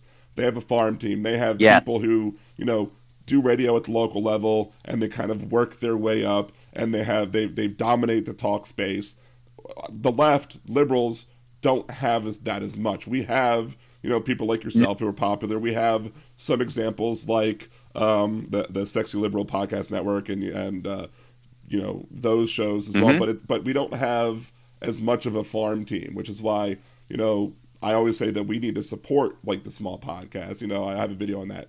That's why I'm trying to fight to try and get more supporters. That's why, I argue for my friends who did a podcast with me, but even other people, like other marginalized votes, marginalized people, black podcasters, podcasters who are LGBTQ. We need to develop those farm teams in order to make sure that we are fighting it at every stage of the game. Because when we cede ground to them, when we cede ground to the conservatives, they shouldn't own talk. There should be as much liberals out there talking and arguing and making our points as there are conservatives doing so, because that's one of the ways that we will defeat them, is if we can get out on the airwaves. Now, I know you have just a few seconds left. I wanted to touch on a few more things. I did want to disagree with you about something that you said on your show earlier today, where you were questioning whether or not Clarence Thomas did anything good. He did one thing that was good. He married Ginny Thomas, making sure that nobody else had to. Yeah, interesting. A lot of people are talking about like loving v. Virginia, and like even Sam Jackson was like, "Is that okay with you?" or something. And I'm not the only person who made the point, though. Like, that'd save him a lot of divorce money. Exactly. I said the same thing myself. One of my conservative listeners. Yeah. But back when we were talking about when that ruling first dropped, when it was released and leaked, he said he's not going to go after loving. He's married interracially. I'm like, that only depends if he likes his wife. If he doesn't like his wife, he'll save a lot of money by having it annulled. Oh my God, yeah. I mean, he didn't even have to have it annulled.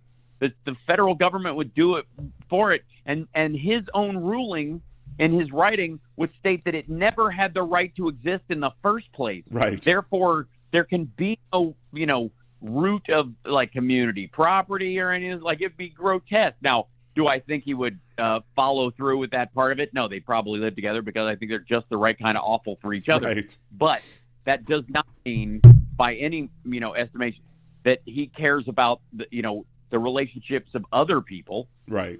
And again, would he Clarence Thomas is totally the kind of guy who would go, I don't care if I want to be the last interracially married couple in the world. Right. You know what I mean? In America, you can't do it anymore. That just like the ego involved is that extraordinary, because the dude does. They just like he wants all of. They're going to clear the deck.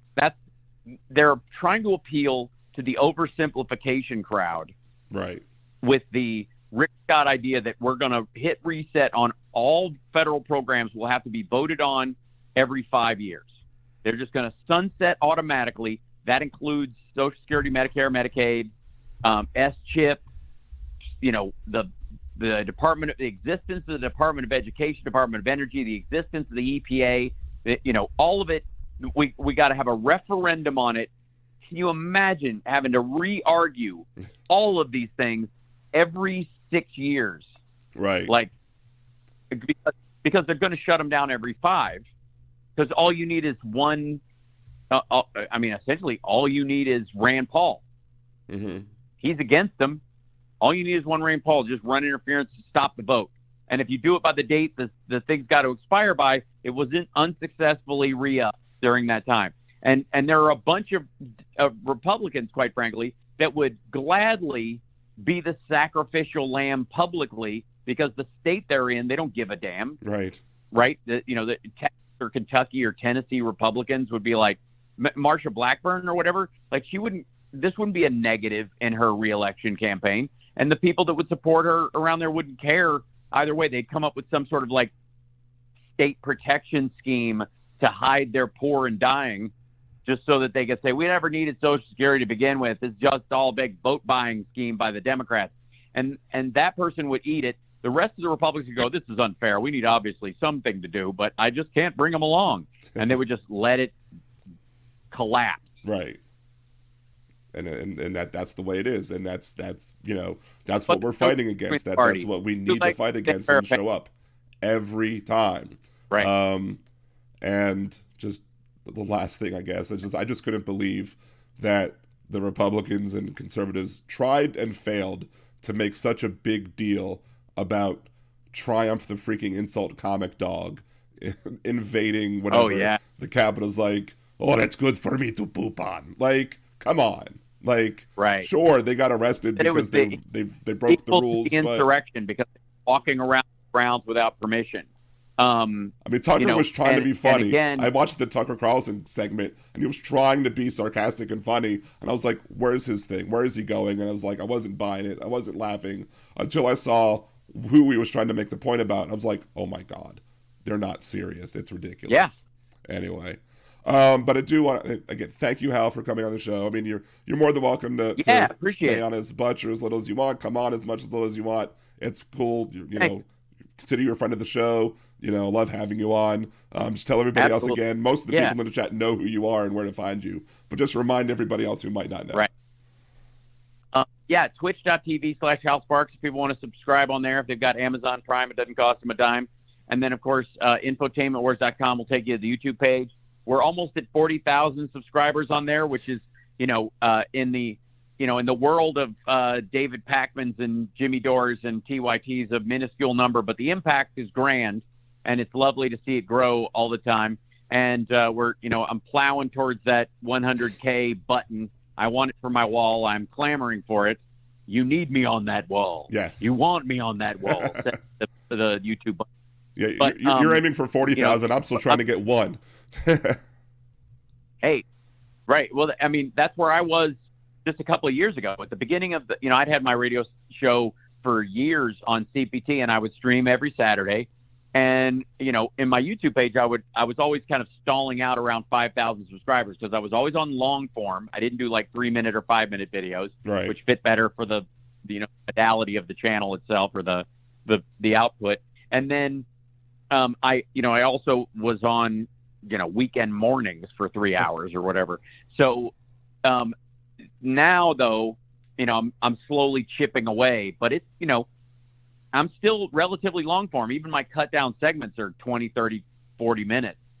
And, I mean, they're all work, but still, it's a different slog than, shorthand, kind of garbage segment things, because it's always harder to create than destroy. Right. It's always more work. If you're you can get away with longer videos because you have an intelligent audience with longer attention spans, whereas some of the other people, they can't handle, anything more than 3 minutes because that's all their brain can process over the course of a day. Right. Or that's all there is content-wise in the entire thing. And like, if it wasn't for Hal Sparks' show, I would have not have known about this. My dad's cock is a lot bigger than mine. So there you go. Yeah, that was a magic find.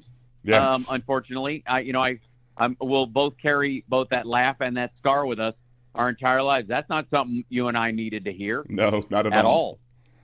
Neither one of us needed that in our lives. No, but I can't unhear it anymore. Thanks for having me on, Liberty. Thank you so much. Have dinner with the fam, and then we'll be back on, and we'll, we need to powwow after one of these committee hearings as well in July. Absolutely. So we'll figure out the timing on that as well. Absolutely. Sounds good. Great. Thank you so much. Have a great rest of your night. Well, all right. Take care. You too. Bye.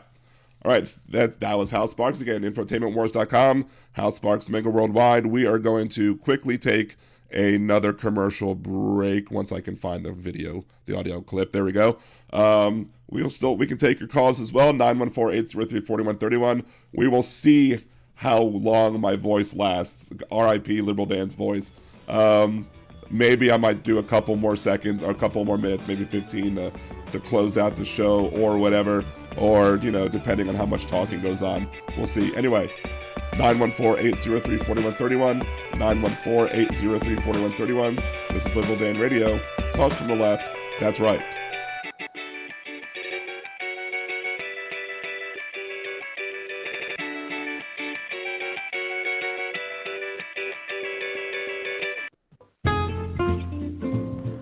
Greetings. This is Nimbus Yosh, host of the Percy Podcast. What is the Percy Podcast? Well, it's pretty much the smoothest talking host you'll ever hear in your life, talking about all kinds of things. Political things, nerdy things, fun things, not so fun things. Go ahead, give a listen, and follow at the Percy Podcast for more updates and information. Why not sit back and take a listen to one of the best podcasts you'll ever hear, and no one else will. Catch you on the tunes. Do you want to set money aside for a rainy day? Do you want to open an account that will give you a savings bonus each month? What if I told you that you can get both and have a chance to win $10 million? Yada is an FDIC-insured bank, and when you go to yada.liberaldan.com, open an account, and make your first deposit, you will get 100 entries into the next weekly drawing. You will also get entries each week you have a balance. So go to yada.liberaldan.com. That's YOTTA.liberaldan.com. Using gerrymandering, voter suppression, and other nefarious tactics, the Republican Party has manipulated our electoral system to maintain as much control as possible despite being a party in the minority. Liberal Dan Radio seeks to change that, and I need your help in doing so.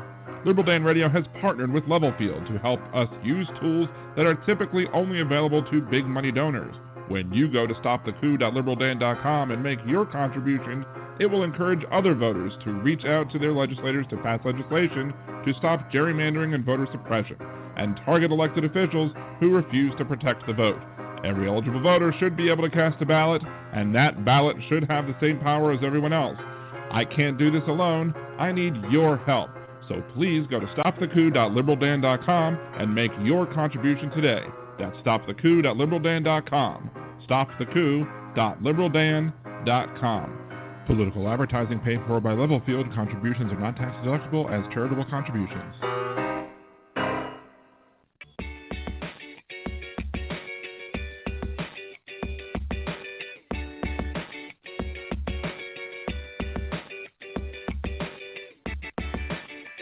And we are back with more Liberal Dan Radio, talk from the left, that's right. Again, your host, Dan Zimmerman here, 914-803-4131 to join the conversation, or just join us in the chat room. I am playing the Stop the Coup bits. I might change that up a little bit, because I haven't had much traction with that. I do need to find another, maybe, cause that I could maybe run with a little better. However, I don't know what that should be. Maybe I should pick up the whole build up a farm team type thing and try and push for more conservative, more liberal, talk show host. But I don't know if I would use a political PAC for that or not, so that might not be a good use of that particular thing. Or maybe it's just use that to pay for political advertising on smaller podcasts, so smaller podcasts can grow, i.e. distribute those funds to smaller podcasts to allow them to grow and allow them to be bigger. That may very well be. I think I just had an epiphany on what I might try and do to see if that works. Just use it to pay for advertising for general political issues, but do so on smaller networks so that we can support the liberal farm team of talk radio. If you agree with that, let me know in the chat. I think I may have just found a winner potentially. Phil Stone in the chat was saying that he doesn't believe that the conservatives on the court would need Clarence Thomas to overturn Loving versus Virginia. I disagree. I disagree with that, because when I predicted what the ruling was going to be in talking about Dobbs v. Jackson, I said way back in the day, and I was right, that when it came to keeping up Dobbs and saying, hey, this is legal, this is fine, this is constitutional, I thought that Roberts may very well support that, but I said Roberts is not going to overturn Roe, because Roberts has proven himself, at least on some of these issues, like the more social issues, that even though he's violated stare decisis before, Roberts has proven that in the past, recently at least, in the recent past, that he is willing to respect stare decisis. Example of that being there's a Texas law that was put up there and went to the Supreme Court, and Roberts voted, yes, I agree with this law is constitutional, and it was about abortion, and it didn't pass because we still had RBG, we still had Kennedy.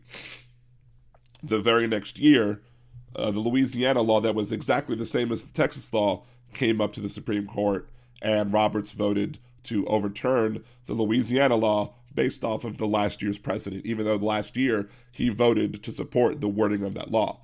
So of all of the conservative justices on there, Roberts is the only one who even thinks about protecting stare decisis. I'm not going to say he's great about it, but on some of these issues, I think he will. So if it comes up versus Loving versus Virginia, I don't think that you have Roberts as a vote to overturn Loving versus Virginia or any of these other precedents like Griswold, Lawrence v. Texas, Obergefell v. Hodges. I don't think you have that. And so that's why I think for any of those to be overturned. And look, Clarence Thomas gave us a roadmap, or gave conservatives a roadmap, as to what type of arguments that these people need to make in order to challenge these other rulings. Now, it was almost like a love letter that he wrote to these conservatives out there.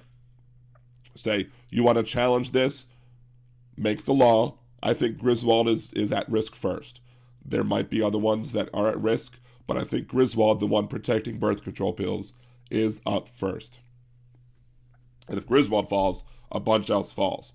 But I think Griswold is up first, and I think he basically explained in his concurrence how to bring that lawsuit through the courts to get to them, to where they'll be able to make the argument that, oh, there's no right to birth control written in the Constitution, therefore it's not constitutionally protected and should be left up to the states. To which I bring up the Ninth Amendment again. The enumeration in the Constitution of certain rights shall not be construed to disparage others retained by the people. But they forget about that. They ignore that. I don't know if they forget about it, but they absolutely ignore it. Gay marriage. Well, there's no right to gay marriage in the Constitution. Well, again, the enumeration in the Constitution of certain rights shall not be construed to deny or disparage others retained by the people. So he basically gave them a roadmap, though, of how they could bring these cases up through the court system, get to the Supreme Court, and eventually be overturned. So I think Griswold will be overturned 5-4. I think Obergefell v. Hodges will be overturned 5-4. I think Lawrence v. Texas will be overturned 5-4. And it's even potential that Loving versus Texas, which Thomas didn't bring up, but Kavanaugh did. Kavanaugh, in his concurrence, brought up Loving versus Virginia. And again, same roadmap. Bring it up. It would be 5-4. I'll be shocked if Clarence Thomas doesn't stay firm to his ridiculousness. Because if there's anything that Clarence Thomas can do, it's stay firm with his ridiculousness. Because everyone talks about like the 5-4 rulings, especially when you had 4 liberals, 4 conservatives, and Kennedy in the middle. There's been a bunch of rulings where it was 8-1.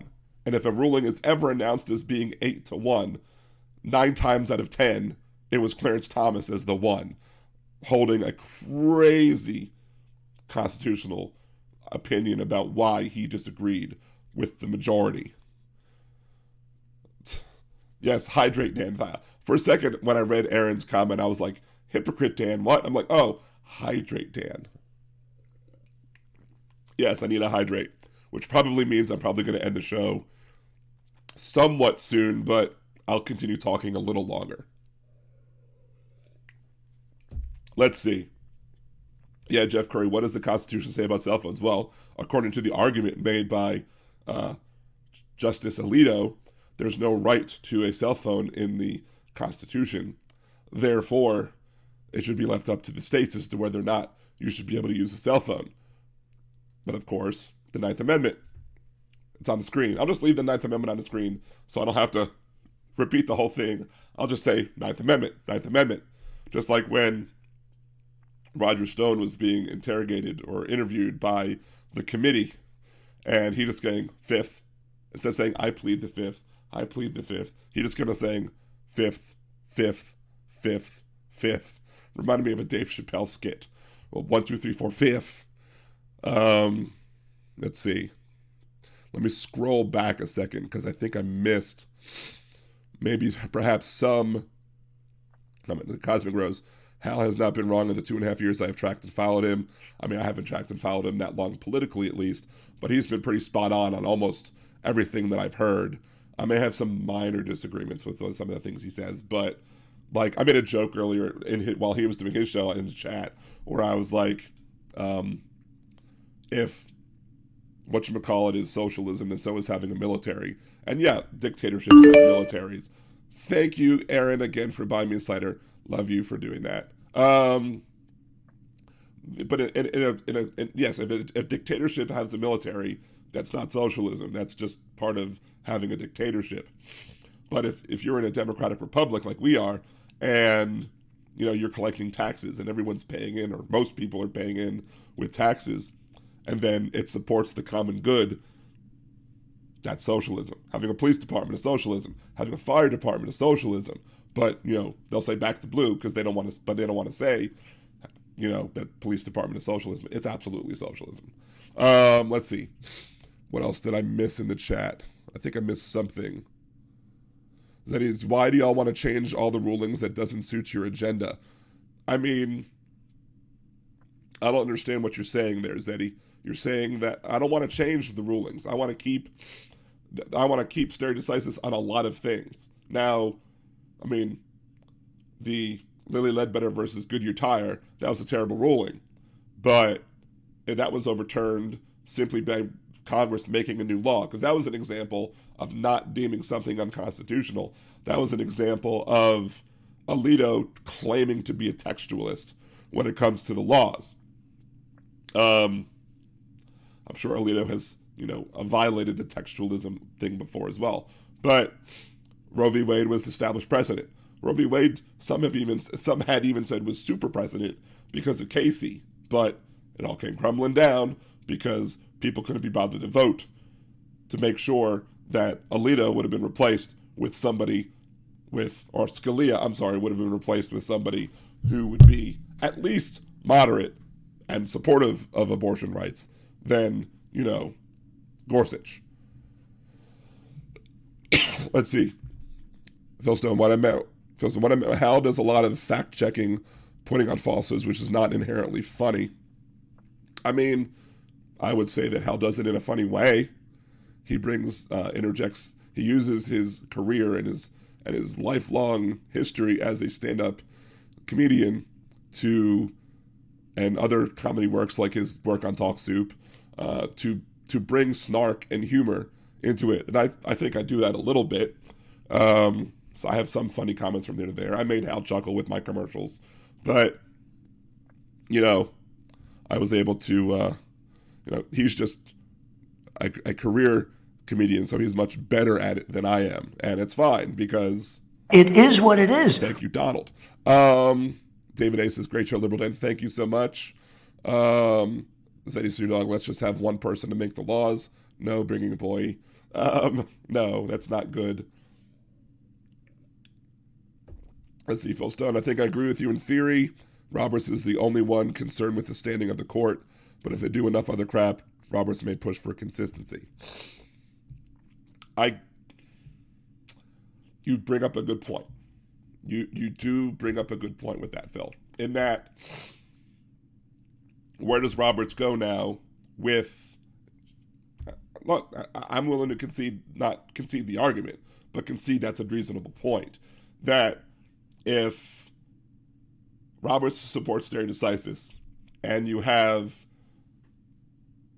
Griswold, which is based on X, and that's stare decisis. But you now have Dobbs v. Jackson, which is based on X is bad. Then how does Roberts then uphold stare decisis if Supreme Court precedent says both X is bad, X is not, or X is valid, or X is bad? It's like Schrodinger's ruling, maybe. So you may have a point there. Maybe Roberts, but I'm thinking I would lean like 67% that he'll probably support Griswold if Griswold comes up first, or whenever Griswold comes up. He'll probably support keeping Griswold, which won't matter because they'll still be 5-4. They'll still overturn it because you have those 5. Let's see. Justice Jackson coming on board. Will she make a difference? No, because she doesn't change the ideological structure of the court. It's 6-3. It's still going to be 6-3. 6-3 on new items, conservative to liberal. It's 5-4 on most issues where they're relitigating Supreme Court precedent. Let's see. Boom. Oh, I think I just missed a bunch.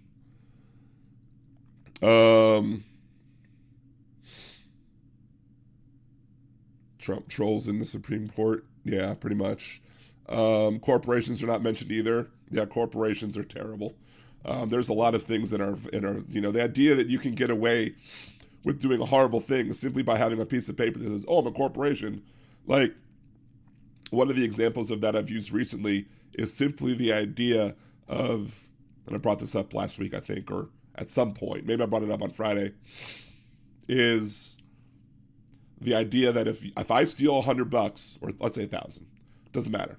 If I steal $1,000 from my employer, I'll go to jail. If I take $1,000 out of the cash register, out of the safe, whatever. I do check fraud, whatever I do. However I take money away from my employer, I'll get fired and I'll go to jail. But if an employer, especially a corporate employer, pays you $1,000 less than what you were supposed to be paid, guess what? You have to sue them. You have to sue them to get that back. And nobody's going to jail for trying to steal $1,000 out of your paycheck.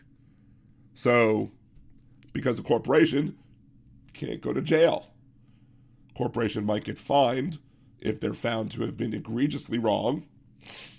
Corporation might be able to, if you get a class action suit going, might have to either make a settlement out of court, or might even be held to be fully responsible and be forced to pay everything, less the legal fees, to the people who they ripped off. But still, no one's going to go to jail because you can't put a corporation in jail. And then all that person has to do is make a new company doing the same thing the previous company did. Unless for some reason you're able to have a judge that did, like with, I think they do this in New York more often. I don't know, maybe they don't do it in other places too, I don't know. I've only heard about it in New York with big cases, especially the Trump case, where the Trump family can't run nonprofits because they were found to be so egregious at running nonprofits that they're no longer able to do so. So there's that. Jill Carter, have some tea. My tea's empty. My tea runneth over. So, but I have water. Look, I've had a lingering cough forever, and I made sure, like, I had my whole thing of tea. I had this filled with water. I had this filled with water, and this was like halfway full of water. So the bet is what's going to happen first? Is my voice going to go, I'm tired, shut up? Or is my bladder going to go, stop the podcast, I have to pee? Shout out to the Pee Circle. If you watched the first night of the hearings, you know what I mean by the Pee Circle. To explain to everybody else, they kept on saying peace circle, but they weren't separating the peace and the circle. So every time they said peace circle, it was like, ew. And of course, I had to mention something to put that in everyone else's head as well. Let's see. Phil Stone, phone privacy came long after phones. Oh, privacy's not written in the Constitution. 9th Amendment. Texas. Bill M says, did you mean taxes, not Texas? Or did you really mean to say Texas is not in the Constitution? They don't want video saying Fifth Amendment. I mean, he's still saying Fifth, and you know what it is. You know what it is because everybody knows what he's doing, because everybody knows he's a crook. Everybody knows he's a crook. It is what it is. Thank you, Donald. Vaccinations are public health. Have you ever paid for a vaccination? I think I paid for a tetanus shot, which I think technically counts.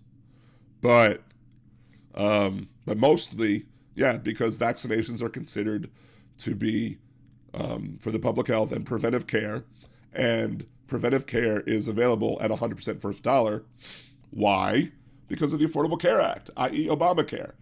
One of the good things about the Affordable Care Act was it basically said that regardless of what your deductible is, regardless of what your copay is, preventive care needs to be free.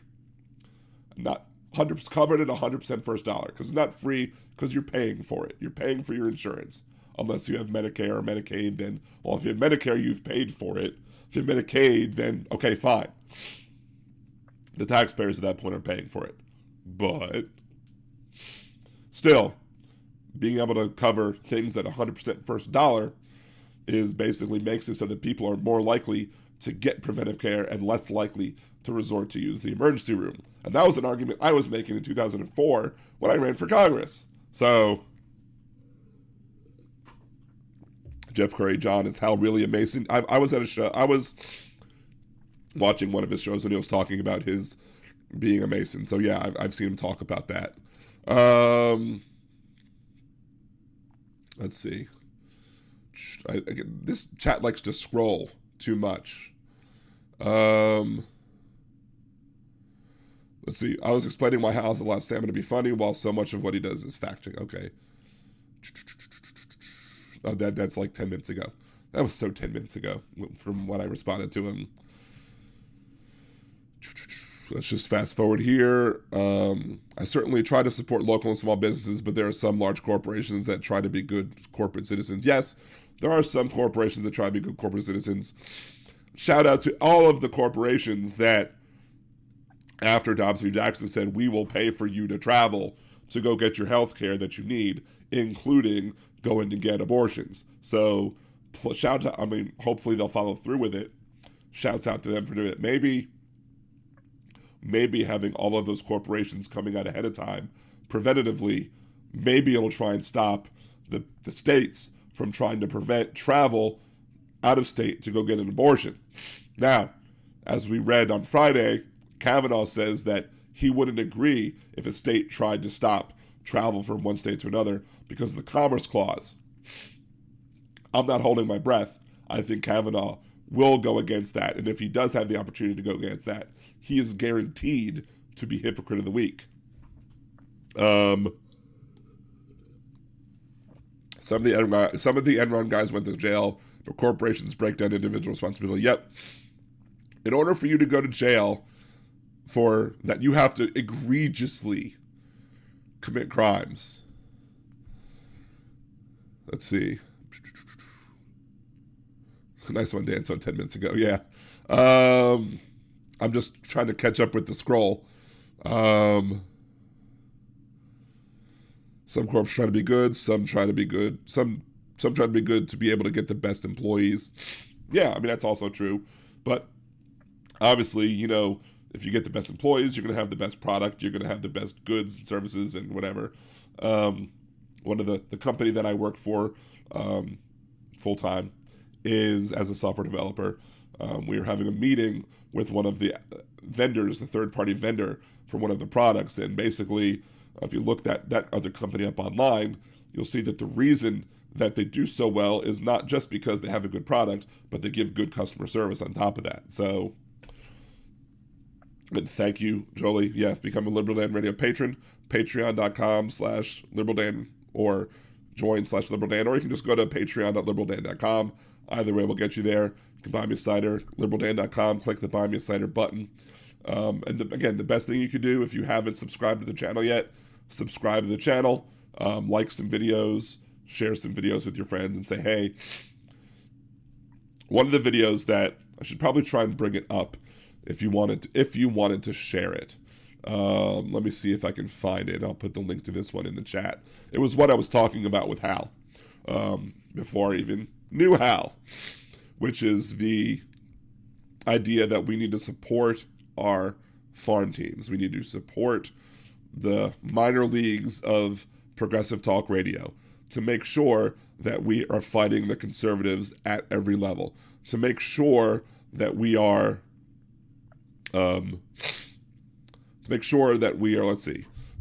support. Let's just search support on my videos and see why you should support smaller podcasts. There we go.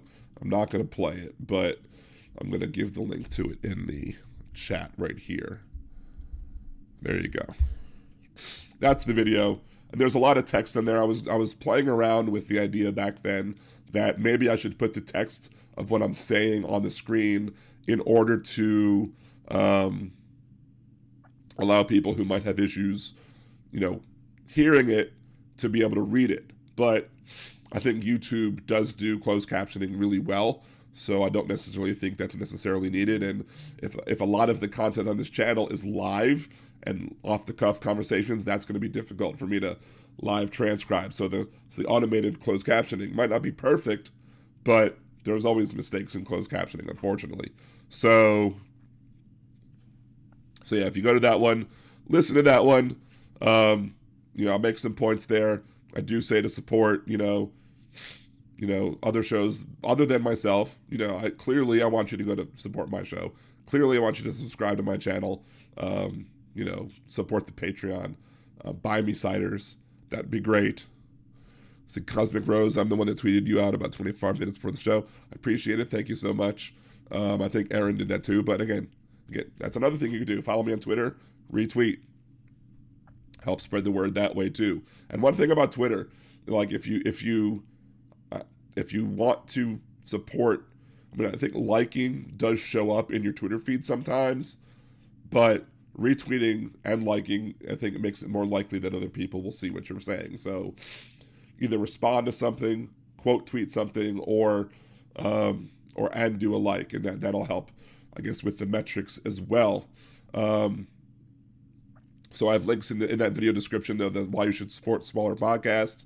I have links to the host of the Most Nimbus Yosh podcast, the Percy podcast, to Demonox's podcast, so you can listen to his past episodes, and to the Patreon as well. So, to Jolie, Dan, my husband is deaf. The YouTube closed captions have gotten much better. I'm very happy to hear that. Zeddy's conservative policy. Why do you want to fight conservatives? What policy are you saying about that, Zeddy? Aaron, I proofread closed captions for my last job. Nice. Jeff Curry, when does this show happen? When does what show happen? Like this particular podcast? It's typically Wednesdays, 8 p.m. Central, here on YouTube. I occasionally do other shows, like last Friday when the ruling came out. A lot of the times when big rulings come out, or if there's something going on, I'll also do a podcast, or at least a live response here on YouTube.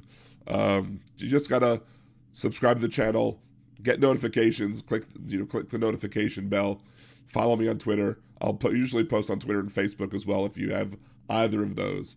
But subscribing here is the best way to find out.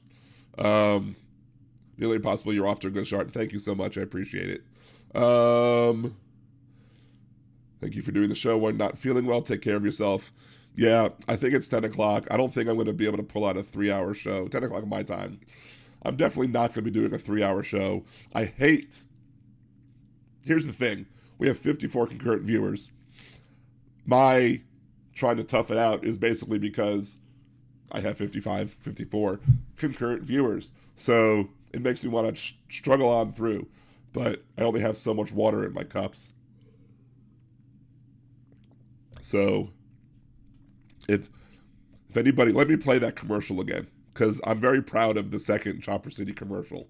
So let's go ahead and play that one again while I take a bigger drink. Wheel doggy, Liberal Day in Chopper City is back, and we had such a large surplus of choppers after 2 years of sturgis during COVID, it was dragging our prices down to insane levels. So we took a cue from Big Oil. We scrapped and melted down half of them to artificially reduce supply, increasing our bottom line. And in light of Dobbs v. Jackson, we're turning them into wire hangers. So with every chopper you buy, you get a 12-pack of hangers absolutely free. Share them with your friends, especially in the red states. Liberal Man Chopper City is a fictional establishment. Do not use wire hangers for healthcare. So, for some reason, in both commercials, I used 12-pack.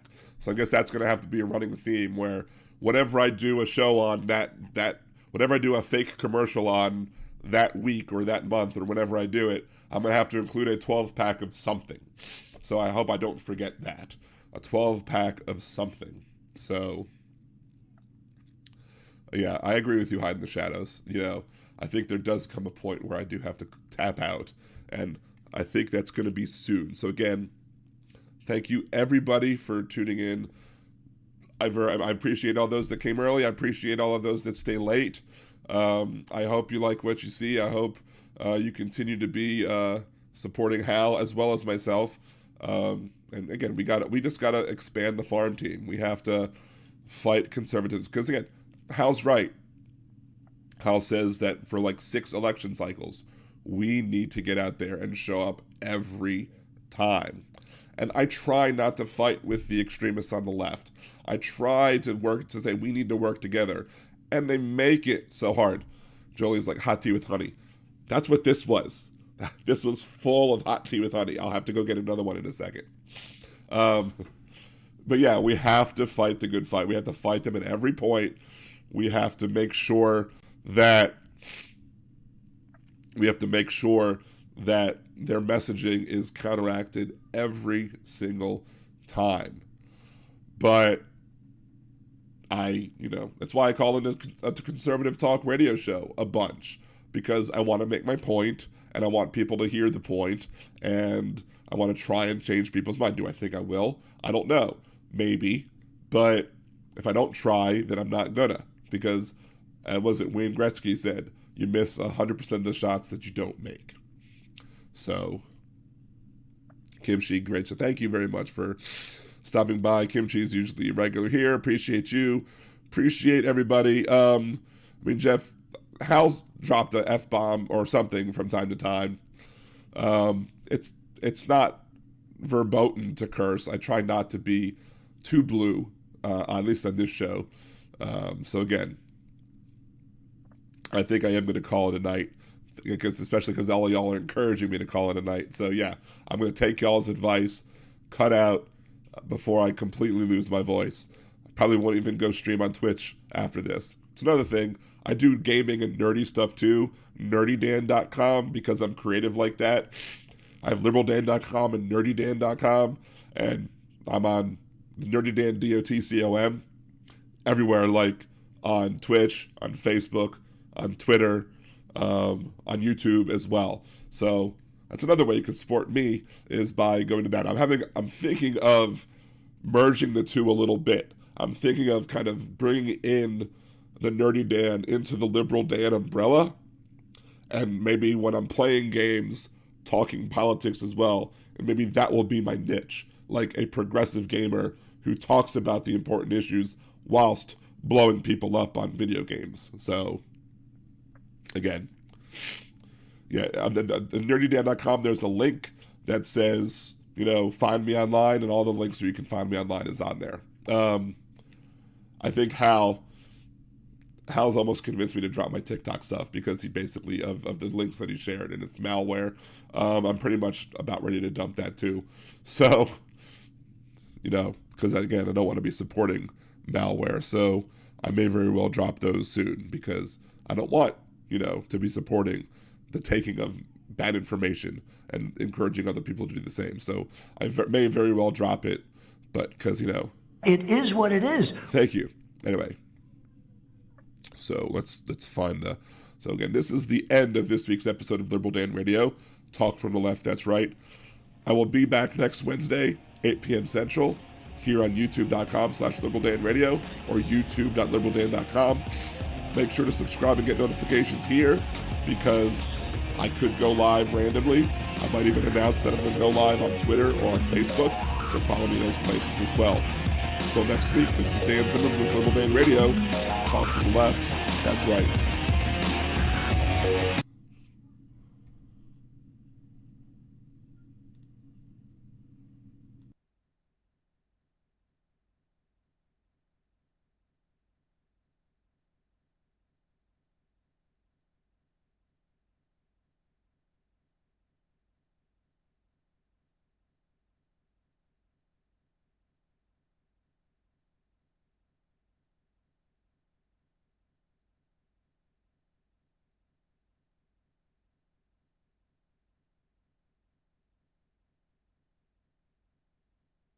Thank you for